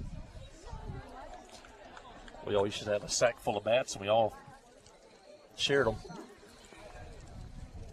You still play with the wooden ones? Never played with wood. But I played like the first generation of aluminum. Louisville Slugger had one that was gold, if I remember right, and then Easton, that first Easton was silver with green letters. I remember that bat. We all shared those. That changed pitching back then. Count runs full, swing and a miss. Brown gets the strikeout. The Yellow Jackets needed that one out here in the 4th inning. You know, when the guys were using wooden bats, if you had good velocity and get in on their hands, you could just splinter the bat. But when those aluminum came through, those off the hands sometimes were base hits. Oh, we had him. And hits the runner. Ball rolls over to second, but nothing doing.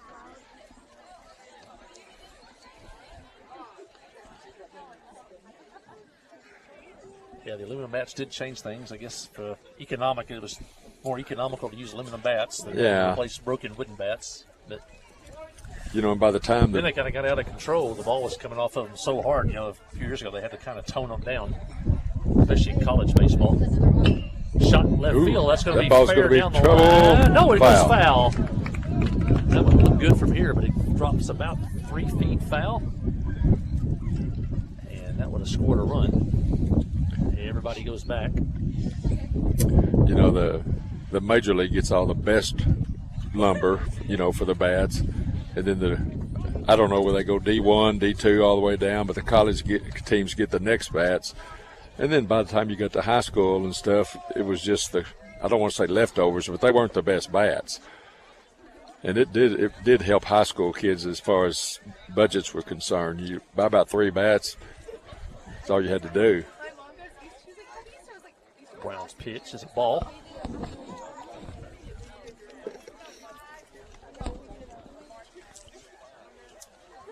I remember taking batting practice with some wooden bats. Just you get the feel and the difference of them. But here's the pitch. It's low now, 2-1. Still around the country, there's some wooden bat tournaments, different places around the country in this summer, for high-level high schoolers. And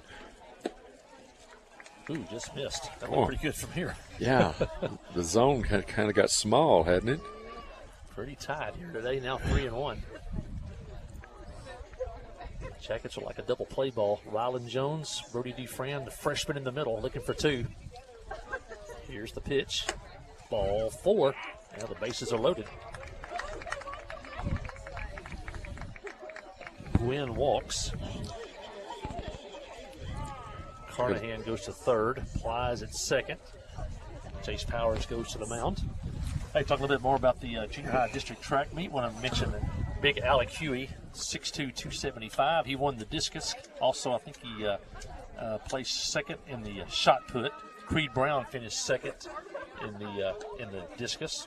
We mentioned Caleb McCarver, the high point man, the 200, 400, 110 hurdles, high jump, and long jump. Also second in the pole vault. I mentioned Chloe Hudson. Chloe, Coach Hudson's daughter. She won the high jump yesterday. She's only an 8th grader. Nice. And I didn't realize that. Yep. Chloe wins the high jump. And so the junior high track team, both boys and girls, finish second. Senior high district meet will be this Wednesday at Heber Springs, and state track meet May the 2nd at Clarksville. That's the closest it's been in a long time. So a chance if you want to get out to the state track meet, mark your calendar for May the 2nd. Also, I'm going to mention on the girls' junior high side, Soraya Jackson, only an 8th grader. She won the long jump.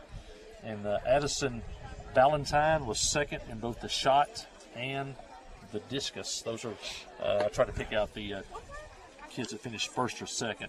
The other kids that also placed. And so. What'd you say Alec Huey did this? Alec Huey won the discus. He finished second in the shot put. Creed Brown was second in the discus. It'll be 2 of our offensive linemen next year on the senior high team. Those 2 freshmen, Alec Huey, Creed Brown. And Creed's brother up here is a 7th grader. Was it earlier this week? He hits one off the fence out there on the Telco sign in the air as a 7th grader. Creed told me, he said, if it had been me, he said, I'd hit it out. We talked once again about the baseball standings. As we change pitchers here, Joe Chalk's warming up, but Lone Oak is going to win the conference. They're 10-0. Robinson's going to finish second. They're 8-2. And then Heber Springs right now 5-5. PA 4-6, and Clinton 5-7. Bauxite 4-6. They're pretty much out as they have to play Lone Oak, and then Little Rock Mills 0-10. But if Heber Springs beats Pulaski Academy in one game of the 2-game doubleheader, the Yellow Jackets will finish 4th. Heber will finish 3rd, and PA will be out. Pitch foul back to the screen. If PA sweeps the doubleheader from Heber, then PA will jump to 3rd. Heber will fall to 4th, and Clinton will be out. So Tuesday, Heber travels to Pulaski Academy, and the Yellow Jackets' playoff hopes are in the hands of the Heber Springs Panthers.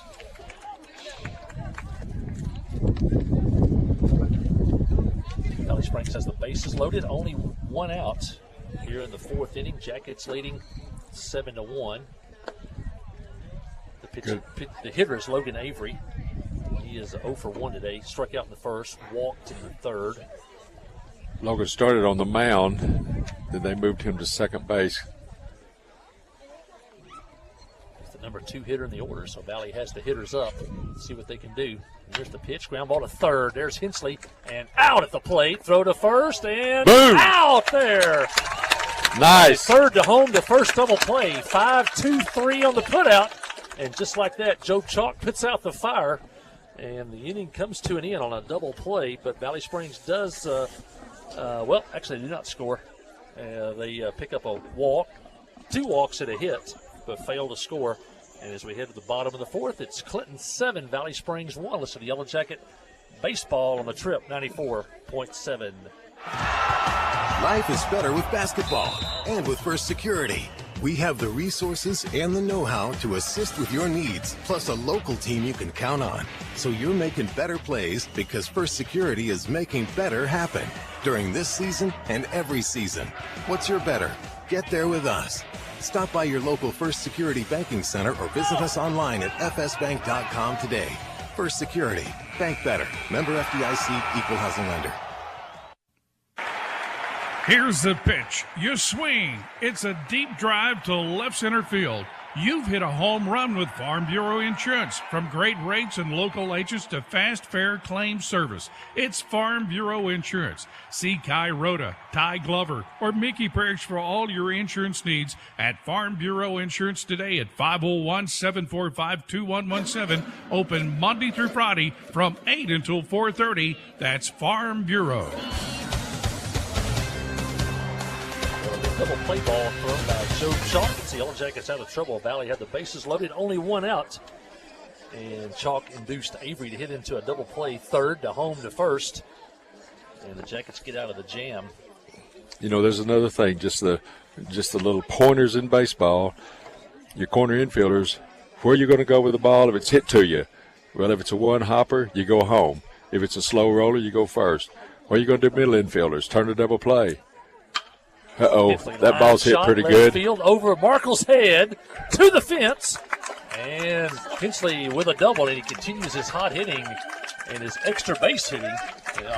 Most of his hits the last 10 days have all been extra base hits. Yeah, I think he was embarrassed about that first time up today. I think it was an exit off his bat of about 25 miles an hour. Russ now 1 for 3 on the day with a double. And that's the Yellow Jackets' 10th hit of the day. And that'll bring in Carson McCormick. Jackets leading 7-1. Carson's a catalyst on this team, boy. He just fights. He's a leader. Pitch is low.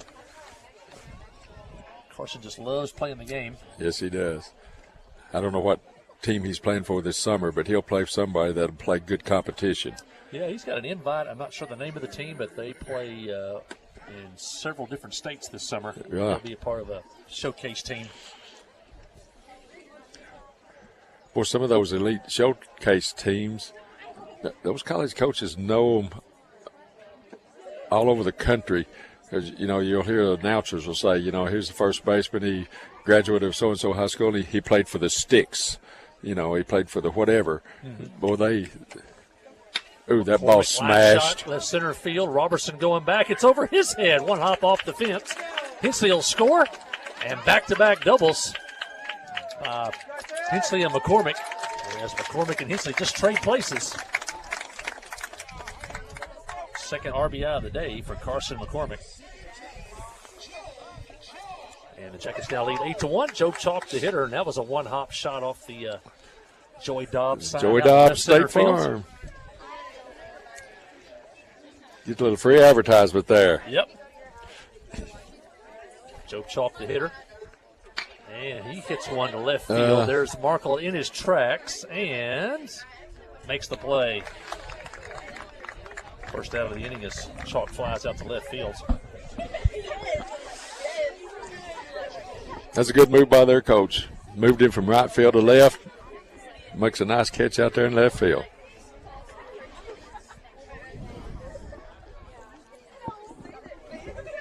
Dylan Jones, the hitter, he's 2 for 2 today. 2 singles, scored in the first. Knocked in 2 runs with his base hit. Well, Carson saw that ball. He watched the angle of the pitch. That ball hit in the dirt, and he was just about to head to third. Snapper back to the mound. Pitcher has it, goes to first for the outs. That's Carnahan. 2 outs now in the Clinton fourth inning. Another little teaching point there. That ball's right back to the pitcher. If he turns and just really quick and looks at Carson at second, Carson stops. Then you still have time to throw him out at first because that ball was boom, boom, right back at you. Brown, the hitter, takes the ball. Yeah, if you freeze him, he's yeah, at second. Right. Now he's at third, and there's so many other ways he can now score from third that he couldn't score from second. Wild pitch, a balk. That ball gets by the catcher very far. Carson's he's going to score. Carnahan to Brown, and a strike on the corner. Count even 1-1. Brown's 1 for 2 today. Knocked in a run on a fielder's choice grounder to the shortstop back in the second inning. Here's the pitch, fly ball, may drop in center here. Yeah, now the second baseman goes out and makes the play for the out. The Yellow Jackets do pick up a run on back-to-back doubles by Hensley and McCormick. We head to the fifth inning. It's now Clinton 8 and Valley Springs 1. Listen to Yellow Jacket baseball on the Trip 94.7. Adventure awaits, and with the all-new lineup of Chevrolets, those adventures can become reality. Joe Lee Chevrolet has the best lineup of cars, SUVs, and trucks ever. Why go from A to B when imagination can take you everywhere? And remember, when you need service work, Joe Lee's service department can keep your Chevrolet running like new. Make your best deal today at Joe Lee Chevrolet in Clinton. Find new roads in your new Chevy vehicle. Comrie Regional has been the community's hospital for 100 years, providing high-quality, compassionate care. As our community continues to grow, we're growing alongside you to ensure all your healthcare needs are met right here in Conway. When your family needs emergency care, you can trust our board-certified providers to provide you with the comprehensive care you deserve when you need it most. When you're facing an emergency, trust the care you'll find down the hallway, not down the highway. At Comrie Regional, we're not just growing, we're growing together. Jackets leading 8-1 as we come to back here in the top of the fifth inning. Hey, I want to mention Angela Bradford, the great Angela Bradford. Nobody runs concessions and organizes things better than Angela Bradford. Wanted me to remind everybody that the athletic banquet is coming up pretty soon. That'll be Monday, May the 15th, 6 o'clock at the Clinton High School cafeteria. It's always fun every year. We'll have a guest speaker. It's going to be Mickey Parrish this year, and he is really a good speaker. You want to come out and see that. But if you're a fan of the Yellow Jackets, you've had a good time this year. It's been a great season, great year for Yellow Jacket sports and all the sports. Come on out. And on Monday, May the 15th, 6 o'clock at the Clinton High School cafeteria. And all the senior high sports will be recognized, senior high student athletes. Now, the athletes get in free. Everyone else, it's at $10, but it comes with a meal. And it'll be a lemon pepper chicken dinner that night at the cafeteria. So make your plans for Monday, May the 15th, the Yellow Jacket Athletic Banquet. And it's been quite a year for Yellow Jacket sports, and it's not over yet. And come out and honor all those great athletes and have a good time and have a great meal. And $10 at the door. You can pay at the door. Lemon pepper chicken dinner night, Monday, May 15th, Clinton Athletic Awards Banquet. And there's always a few surprises. You never know what's going to happen when you come. And you never know what Jesse Wilson's going to say in his speech. That's worth the price of admission right there. And so come on out on the 15th. This doesn't have anything to do with athletics, but I don't know how she's kin to Tapper to short, deep in the hole. Ryland Jones, long throw and safe there. But what a heck of a play to make that even close. Maddox Johnson beats it out at first. But Miss Bradford, I don't know how this girl's kin to her, but Brooke Bradford is in the Miss Arkansas pageant. Yes, Lacey Bradford's daughter. I didn't know if there was a connection there between. Yeah, I'm not sure But when you said Bradford, I saw an interview with her the other day on TV. Yeah, Clinton Yellow Jacket graduate, I guess, about 3 years ago or 4. She's at the University of Arkansas now, and she is in the running for Miss Arkansas. A lot of good stuff coming out of Clinton, isn't there? Camden Fredlin, the hitter. 1 for 2. A strikeout in the first inning, a hit in the third.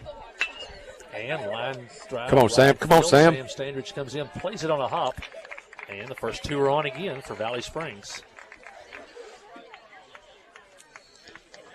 5 hits now for the Valley. Blaine Robertson, the hitter. He's the number 5 hitter in the ball game. He's 0 for 1.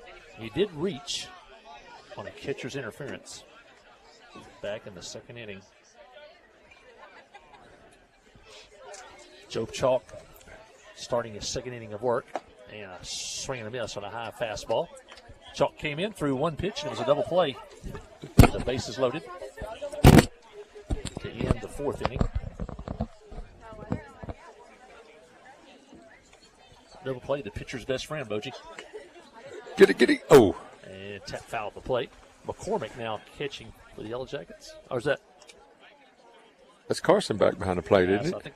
I think it is Carson back there now. McCormick now catching. I guess Dylan Jones is out. Sam Brown over at first. Brody Dufresne at second. Rylan Jones at short. Russ Hensley at third. Chalk's pitch is low. 1-2.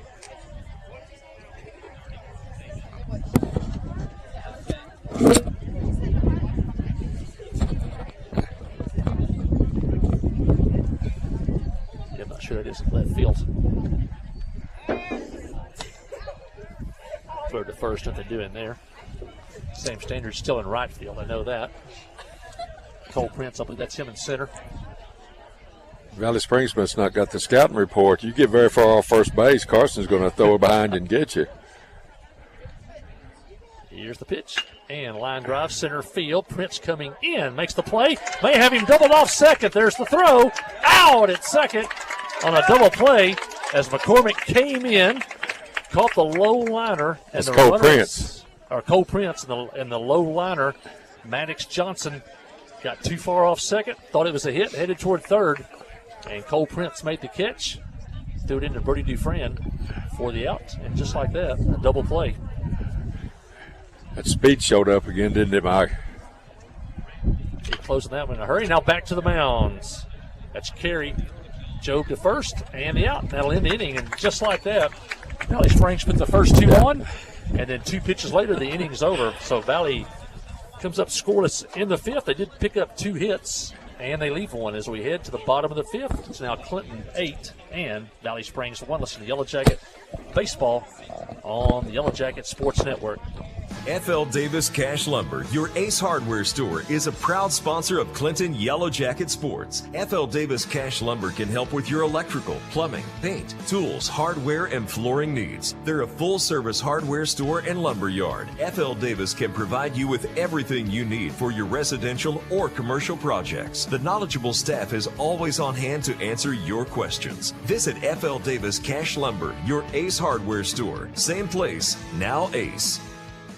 Hi, I'm Joey Dobbs with State Farm Insurance here in Clinton. We are proud to support Clinton Yellow Jacket Sports, and we're here to support you on and off the field. For surprisingly great rates on auto, home, life, and supplemental health insurance, stop by today. We're located just off of Highway 65 before the Little Red River next to H&R Block. Give us a call at 745-6323 or visit our website at calljoeydobbs.com. Like a good neighbor, State Farm is there. A service of King Sullivan Radio, K234BB at 94.7 FM, KGFL 1110 AM, Clinton. As Boji said, looked like they had something going, and 2 pitches later it was over. A line drive to center field that Cole Prince came in and caught, turned it into a double play. And then the next pitch was right back to the pitcher. That ended the inning pretty quickly. The Yellow Jackets leading 8-1 as we head to the bottom of the 5th. Let me talk about our inning sponsors before we get out of here today. And they've been with us all year long, along with our sponsors that you hear during the commercials. We thank them. We also want to thank First Arkansas Bank and Trust and Cowboy Dodge for bringing you the live stream each and every day, from football to basketball to baseball to softball. And then we have these baseball and softball boosters joining in with us, including Kyle Hensley and his staff at the Hensley DDS. They're all here today as Russ is honored today on Senior Day, but Kyle Hensley and crew at Hensley Dental. Also remember at Clinton Stockyards, located at Highway 65 North, just before you get to the Archie Creek Bridge Check out their Facebook page. See what's coming up each week on the sale. Sale every Saturday at 1 o'clock. We want to thank Clinton Stockyards. Our Yellow Jackets will have the 8, 9, and 1 hitters due up, and it'll be Brody Dufresne hitting at Peyton Gray's spot. And Brody lines a space hit to center field. Jackets now with 12 hits on the day. And the hitter will be Sam Standridge. He's now batting in Landon McNabb's spot.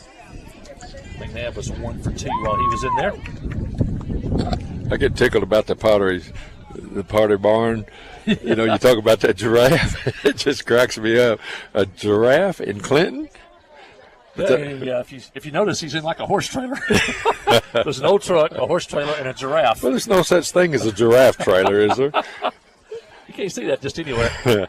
But then I drive by there today, and I noticed those 100 whirlybird dilly things, whatever they're called. Yeah, you need to have one of those in your yard, don't you? Yeah. Sit on the back porch and look at the whirlybird. Yeah, you get anything, lawn ornaments, those things come out of Mexico, I believe. I think Really? Todd and John, they travel down there a few times a year to pick up new merchandise. They got things you'll never see anywhere else. Sam popped it up. Could be trouble. Now the shortstop says he's got it in short left field, and he makes the play. First out here in the Yellow Jacket fifth. Here comes Ryland Jones. Ryland batting in Titus Johnson's spot. Titus was 1 for 3 while he was in there. Led off the game with a triple, came around and scored. But yeah, stop by the pottery shop. He shoots That's one a to base right hit. field. And the sun in his eyes. He's going to play it on a hop. And Dufresne goes to third. It was a low liner to left, and the right field, and the right fielder looked right into the sun. That's Carey. And the last minute, he goes, I'm getting out of the way. He backed off the ball. The ball fell for a hit. Tell you what, I've seen that happen in the major leagues. Yep. You know, you're just facing the sun, and if it's to your side, you kind of have an angle to catch it. If that thing's right at you, it's just hard. That was a low liner looking right into the sun. Ryland Jones takes second. Cole Prince, the hitter, he's 2 for 3 today. He tripled, singled, and was robbed in right center field, or he would be 3 for 3 today. Robertson made a nice running catch on him the last time up.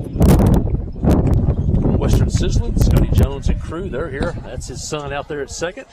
Ryland, Dylan's also been in the game today. Boom. Ground ball up the middle, base hit. They score 2. Dufresne will score. Here comes Jones. He'll score. A 2-run single for Cole Prince. And now Cole has 3 RBIs on the day, and he's 3 for 4 on senior day.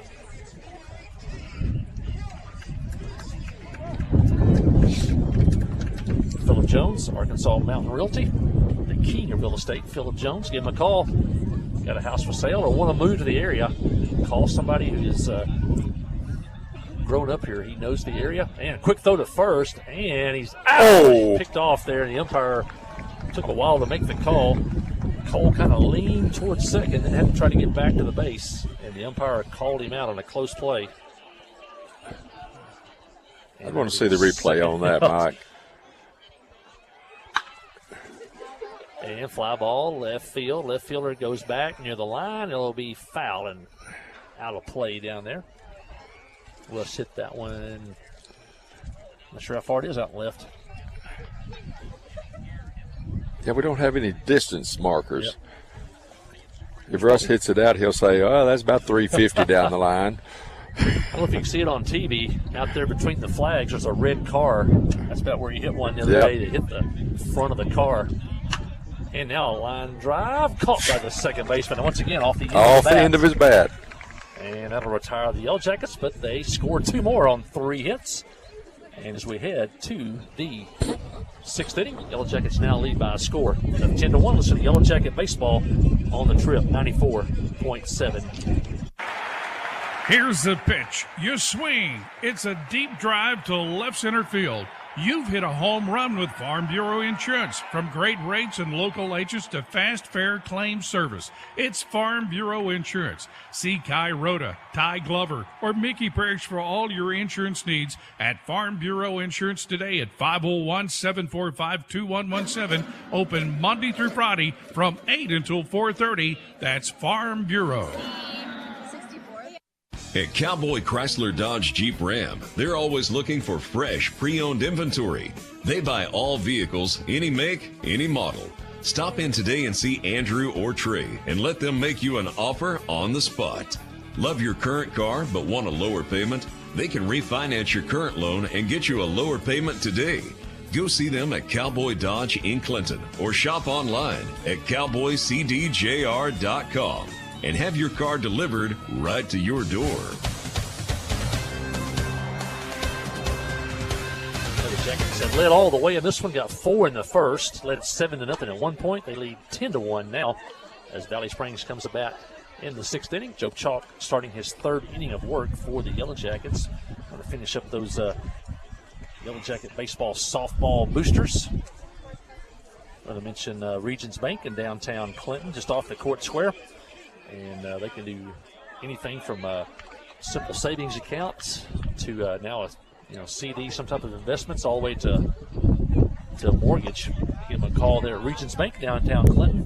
And of course, if you bank with them, you can bank anywhere in the world, online and with ATM locations all into the country. It'll be the bottom 3 hitters due up for Valley Springs: Carnahan, Ply, and Markle. Anybody gets on right at the top of the order, and that's Gwen. I want to mention Dr. Jamie Beavers and his staff, DBS downtown Clinton. Dr. Beavers, Dr. Hensley, both former Yellow Jackets teammates, by the way, on I believe that great 1983-84 team, somewhere in there. We honored them a couple of years ago with the Booster Club. See if I left anybody out. Oh, Main Street Forest, don't want to forget them. I think there's a bunch of prom that's been going on. I think there's one tomorrow night. And also Mother's Day coming up. Give them a call. Main Street Florist, one of our baseball, softball boosters. Give them a call. Main Street Florist, just off the court square in downtown Clinton. Leadoff walk for the Valley. And once again, they keep putting leadoff man on, Bochy. But the Yellow Jackets have lived a charmed life so far. Yeah, usually that leadoff guy gets on. He almost always scores. 4th inning of the 6th they've got. Man on. Foul. Nice foul. 4 of the 6 innings today. Valley's put the leadoff man on, but they've only scored 1 time. Ply's the hitter. He's 1 for 2. He singled in the 4th. The Jackets got 6 strikeouts in the first 2 innings, but have yet to strike a Valley player out since then. McCormick struck out 6 in the first 2 innings.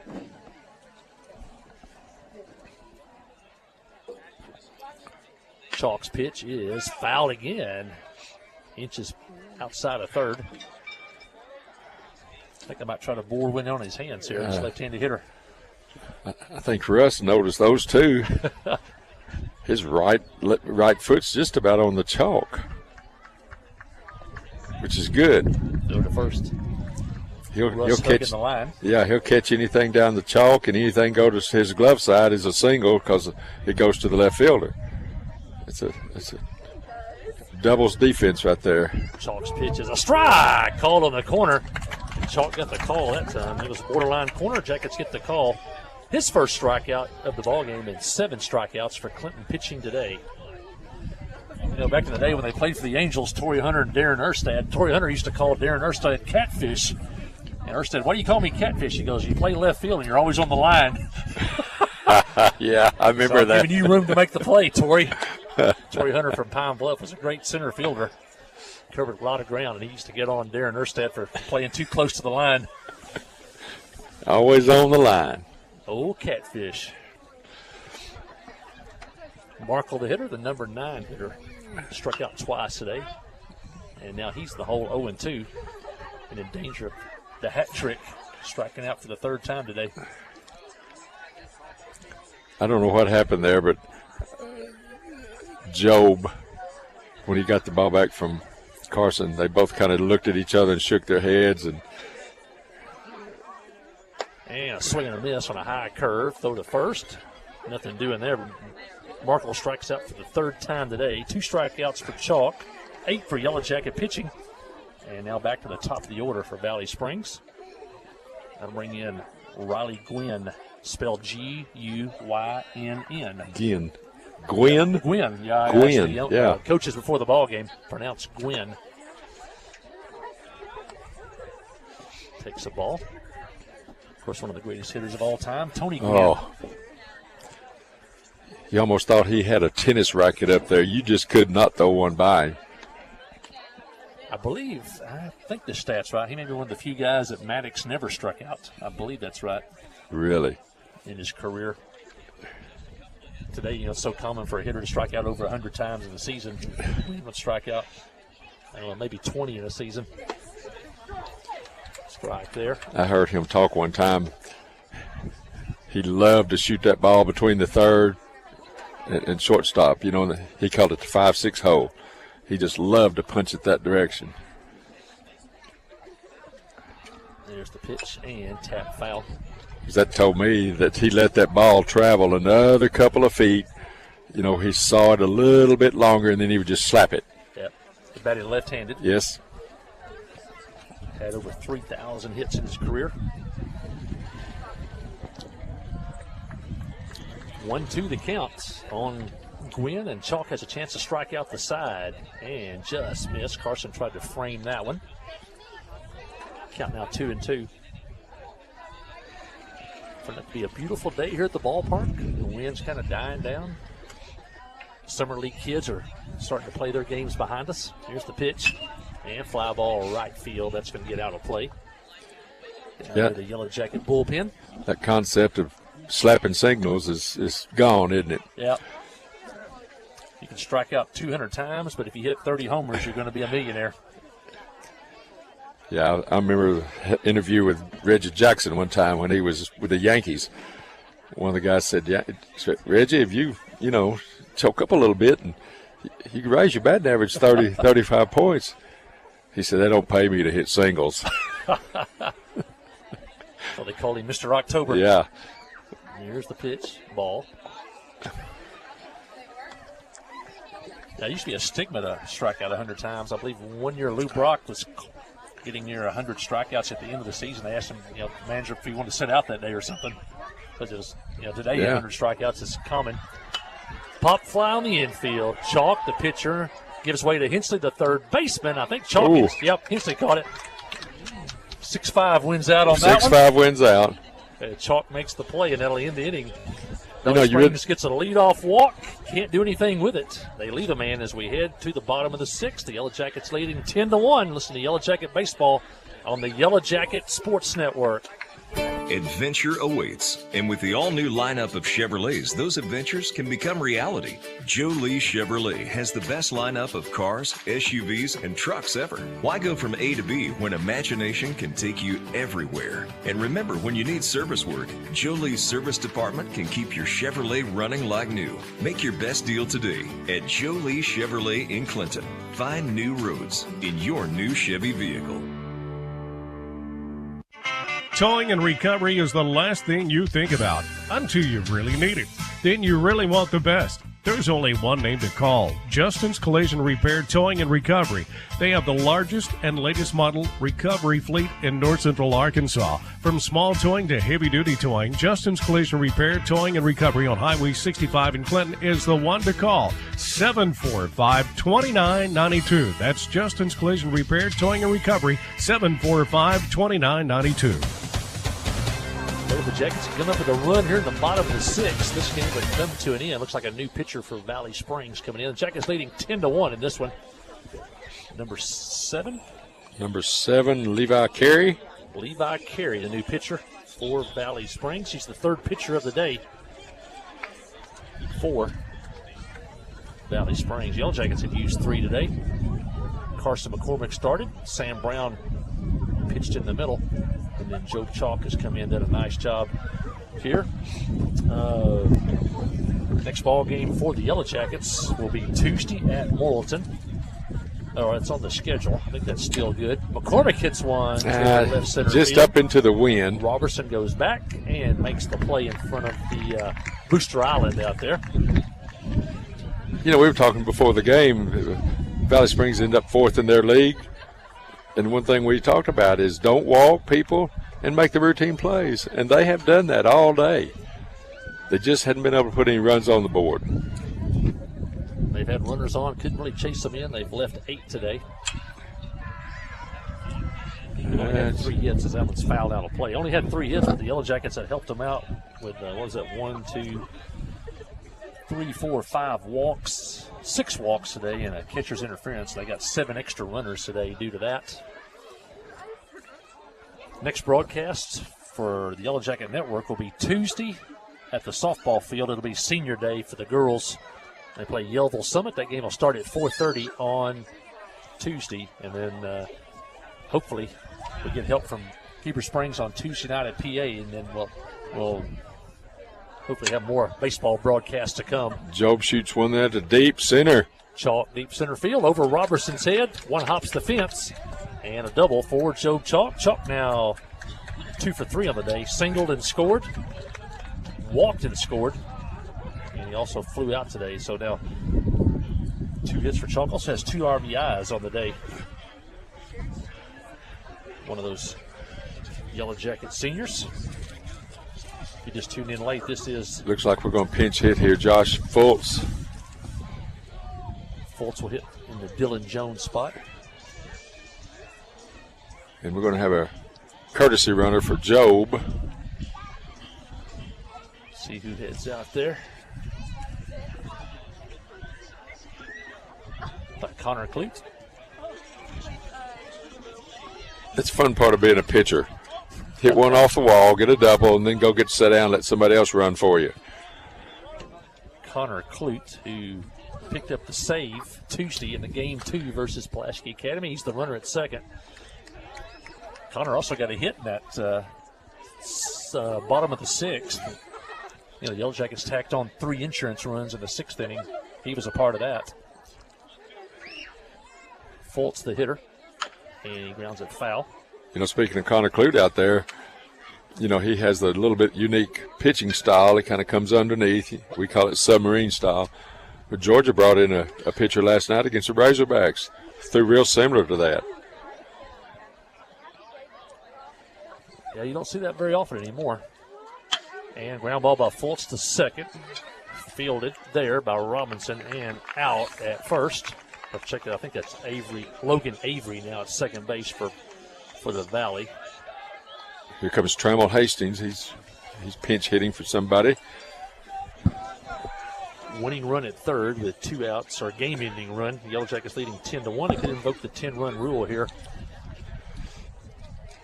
if Trammell, batting for Sam Brown, could drive him home. Takes the ball. He threw really well last time out. He'll be a good arm coming back next year for the Yellow Jackets. I think he pitched in game 1, right, against Pulaski Academy on Tuesday. Yeah, 1-2-1. Pitcher's duel in the first game and a wild game in the second. Ground ball to second. Fields it over to first for the out. Avery to Ply. That'll end the inning. So we're going to go 7 today, but as we head to the 7th, the Yellow Jackets pick up a double but leave a man. As we head to the 7th, it's Clinton 10, Valley Springs 1. Listen to Yellow Jacket Baseball on the Trip, 94.7. Wherever the river flows and however the game goes. The River Company is a proud sponsor of Clinton Yellow Jacket Sports. Just like in sports, you want someone who has your back. The professional team at the River Company Insurance does just that. They'll work hard to find you the most coverage at the best possible price. Whether it's business, farm, ranch, personal, or automotive, the team at the River Company will get you exactly what you need. Sports is a team effort, so come join the team at the River, formerly S&P Insurance. Adventure awaits. And with the all-new lineup of Chevrolets, those adventures can become reality. Joe Lee Chevrolet has the best lineup of cars, SUVs, and trucks ever. Why go from A to B when imagination can take you everywhere? And remember, when you need service work, Joe Lee's service department can keep your Chevrolet running like new. Make your best deal today at Joe Lee Chevrolet in Clinton. Find new roads in your new Chevy vehicle. Well, we head to the 7th inning. Mentioned the softball. They did not play today. They did not go to Harding Academy. Harding Academy canceled the game. Lady Yellow Jackets will be our next broadcast. That'll be Tuesday, 4:30. It'll be Senior Day. They take on Yellville Summit. Standings: Bauxite 5-0 in softball. Clinton 5-1. Heber Springs 3-2. Lone Oak 3-2. Little Rock Christian 2-3. And Robinson and Mills 0-5. Yellow Jackets have finished their conference season. They're 5-1. Bauxite plays Lone Oak. If Lone Oak beats Bauxite, Clinton gains a share of the championship at 5-1. Heber Springs travels to Little Rock Christian on Tuesday. If Heber wins, they're going to finish third. If they lose, there could be as many as 3 teams that could be tied at 3-3. So if somehow Bauxite loses to Lone Oak, things could get kind of crazy. And Heber and Little Rock Christian. So Bauxite does hold the tiebreaker over Clinton, so Bauxite will be the 1, but Clinton could gain a share of the championship with a Bauxite loss. Clinton will be a number 2 seed, and Heber could be 3, or they could drop to 4, or they could possibly even drop out. Heber and Little Rock Christian play at Heber on Tuesday in softball. Well, I'm looking at your pages there, Mike. Mills boys in baseball are 0-10. Probably going to be end up 0-12. Yep. And Mills girls 0-5. They hadn't won a spring softball or baseball game yet. It's unusual. Stick sports have not been very good this year. Not there. But don't play them in basketball. That's probably what they'll say.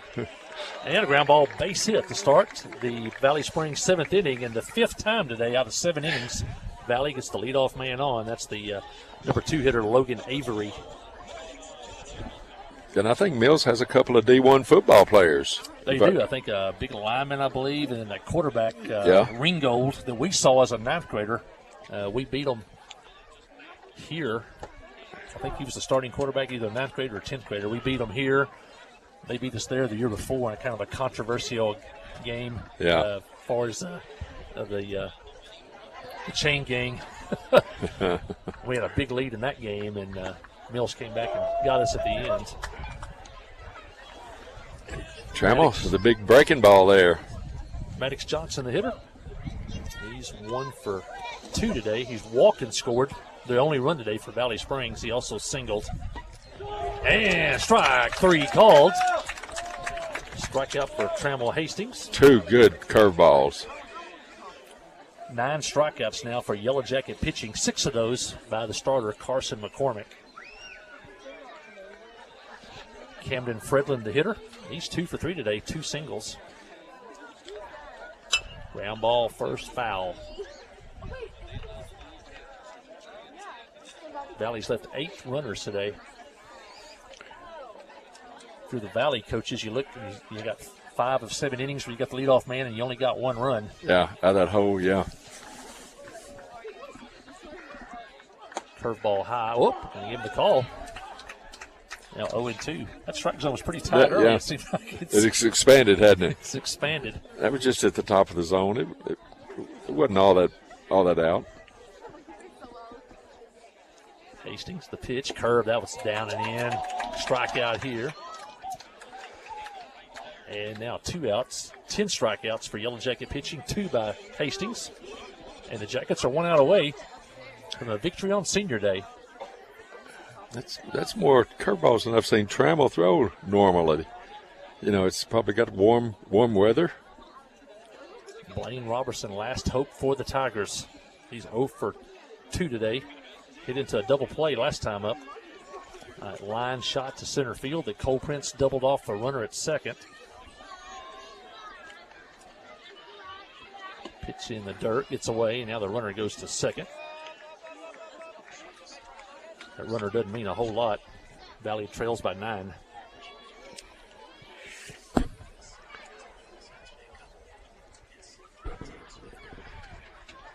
Jackets trying to close this one out.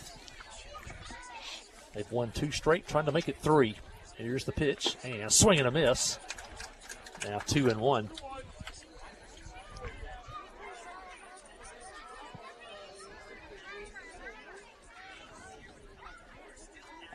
Hastings checks the runner, comes to the plate, and strike. Oh, I thought that. Yeah, looked like the ump backed up to give the big strike sign. Like he's fixing to throw up the right arm. Didn't do it. Now it's 3-1. Here's the pitch, and ground ball up the middle. This may do it. Rylan Jones feels it, throws it, and out. And that's a winner. That's a Yellow Jacket winner. And the Jackets win this one by a score of 10-1 over Valley Springs. In the 7th, Valley picks up a hit, leaves a man, and the final score today, it's Clinton 10, Valley Springs 1. Stay with us for the postgame show. You listen to Yellow Jacket Baseball on the Trip 94.7. FL Davis Cash Lumber, your Ace Hardware store, is a proud sponsor of Clinton Yellow Jacket Sports. FL Davis Cash Lumber can help with your electrical, plumbing, paint, tools, hardware, and flooring needs. They're a full-service hardware store and lumber yard. FL Davis can provide you with everything you need for your residential or commercial projects. The knowledgeable staff is always on hand to answer your questions. Visit FL Davis Cash Lumber, your Ace Hardware store. Same place, now Ace. Hi, I'm Joey Dobbs with State Farm Insurance here in Clinton. We are proud to support Clinton Yellow Jacket Sports, and we're here to support you on and off the field. For surprisingly great rates on auto, home, life, and supplemental health insurance, stop by today. We're located just off of Highway 65 before the Little Red River next to H&R Block. Give us a call at 745-6323 or visit our website at calljoeydobbs.com. Like a good neighbor, State Farm is there. Life is better with basketball and with First Security. We have the resources and the know-how to assist with your needs, plus a local team you can count on. So you're making better plays because First Security is making better happen during this season and every season. What's your better? Get there with us. Stop by your local First Security Banking Center or visit us online at fsbank.com today. First Security. Bank better. Member FDIC, Equal Housing Lender. Towing and recovery is the last thing you think about until you really need it. Then you really want the best. There's only one name to call, Justin's Collision Repair Towing and Recovery. They have the largest and latest model recovery fleet in North Central Arkansas. From small towing to heavy-duty towing, Justin's Collision Repair Towing and Recovery on Highway 65 in Clinton is the one to call, 745-2992. That's Justin's Collision Repair Towing and Recovery, 745-2992.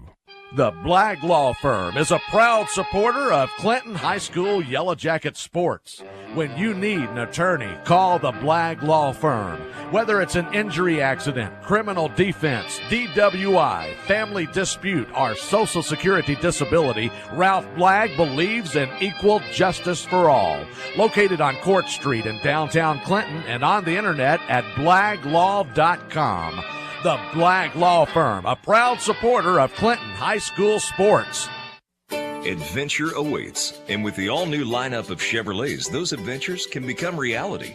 Joe Lee Chevrolet has the best lineup of cars, SUVs, and trucks ever. Why go from A to B when imagination can take you everywhere? And remember, when you need service work, Joe Lee's service department can keep your Chevrolet running like new. Make your best deal today at Joe Lee Chevrolet in Clinton. Find new roads in your new Chevy vehicle.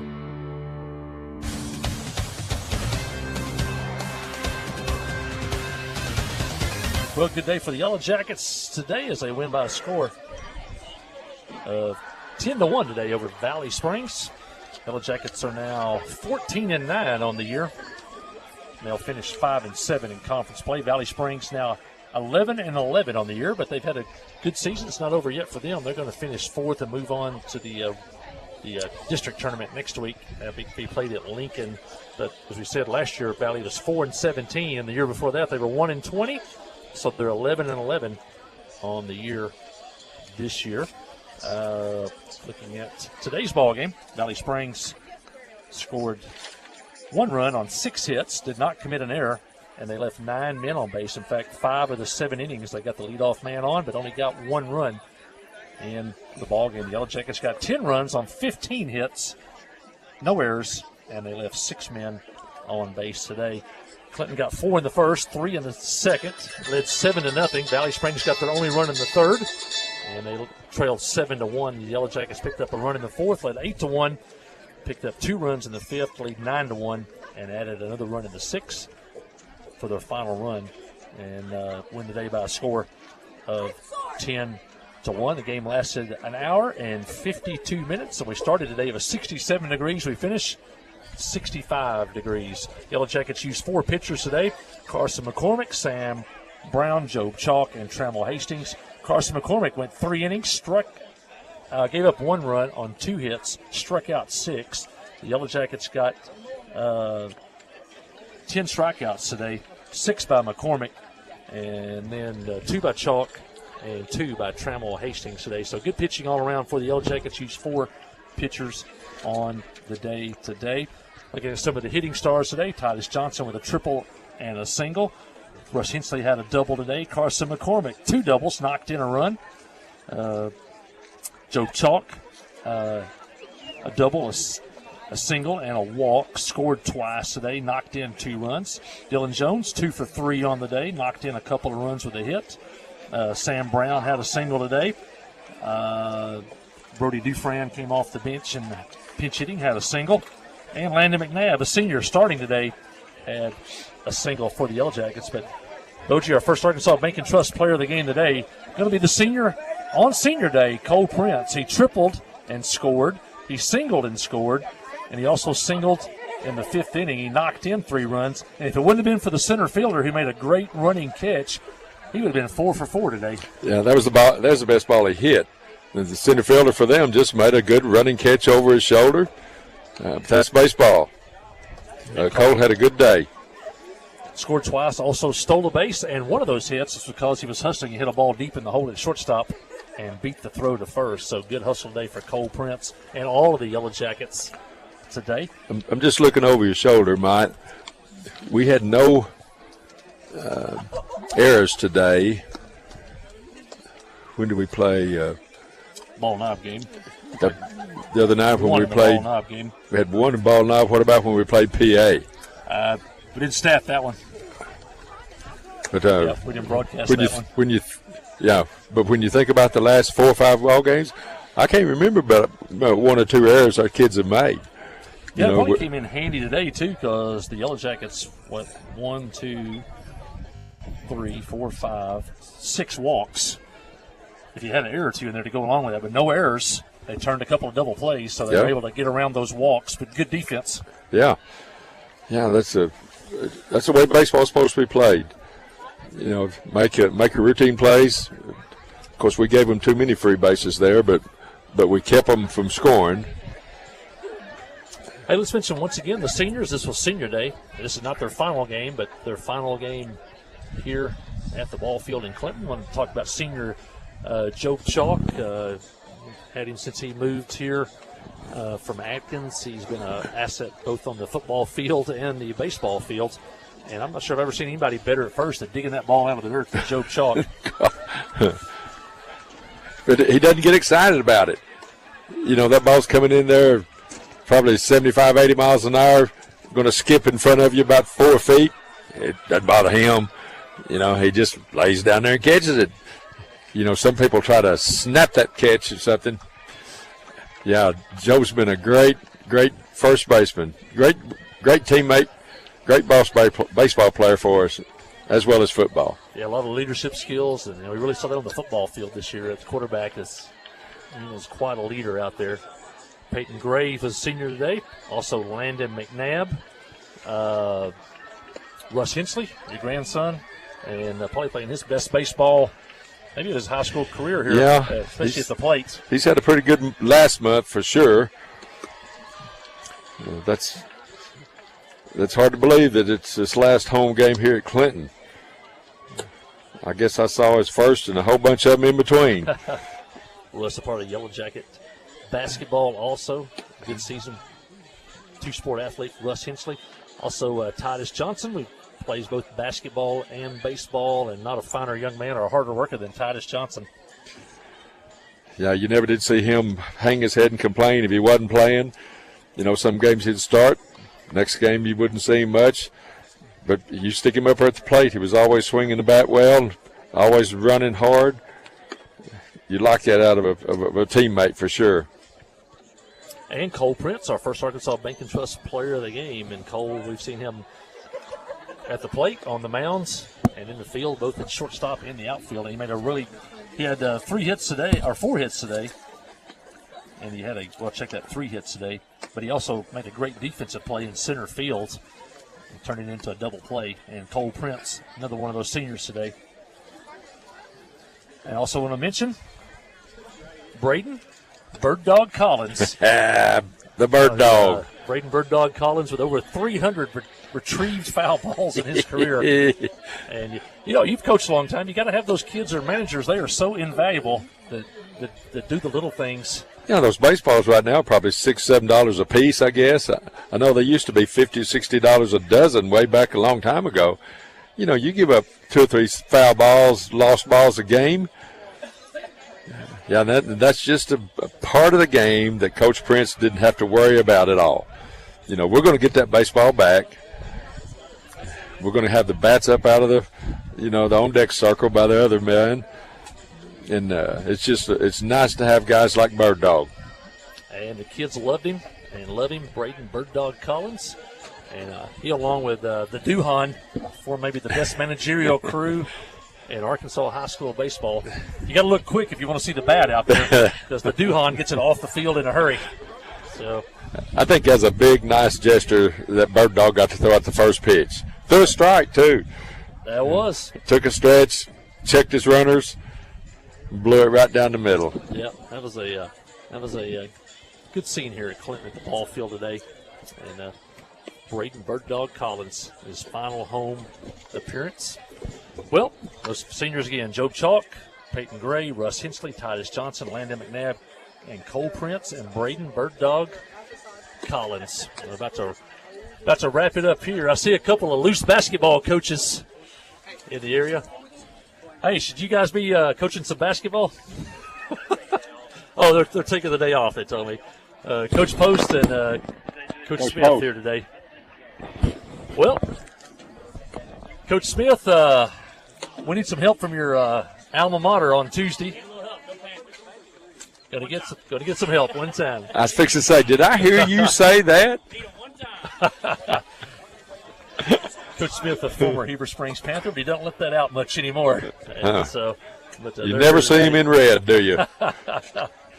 Well, I knew he had him when first football game he had a Beat Heber T-shirt on, so I said he's become one of us.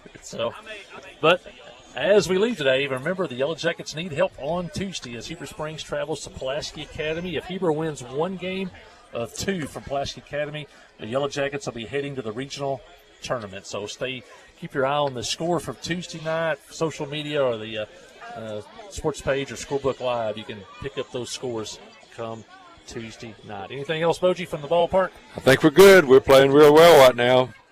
We just cross our fingers and get one lucky break from Heber. And you never know when you get in the tournament. You just get in there and win a game. Next thing you know, you're going to the state tournament. So right now is a good time of the year. Kids are playing well. Fans are behind them. And we just need a win. Jackets are playing well. They've won 3 straight, and they're scoring a lot of runs. And so hopefully they can keep this going and keep the season going also. Well, once again, the final score here today from the ballpark. It's the Yellow Jackets 10, the Valley Springs Tigers 1. Until Tuesday, when we'll broadcast senior night for the Lady Yellow Jackets. That'll be 4:30 on Tuesday from the ballpark in Clinton. Until then, thanks for your time this time. Until next time, so long.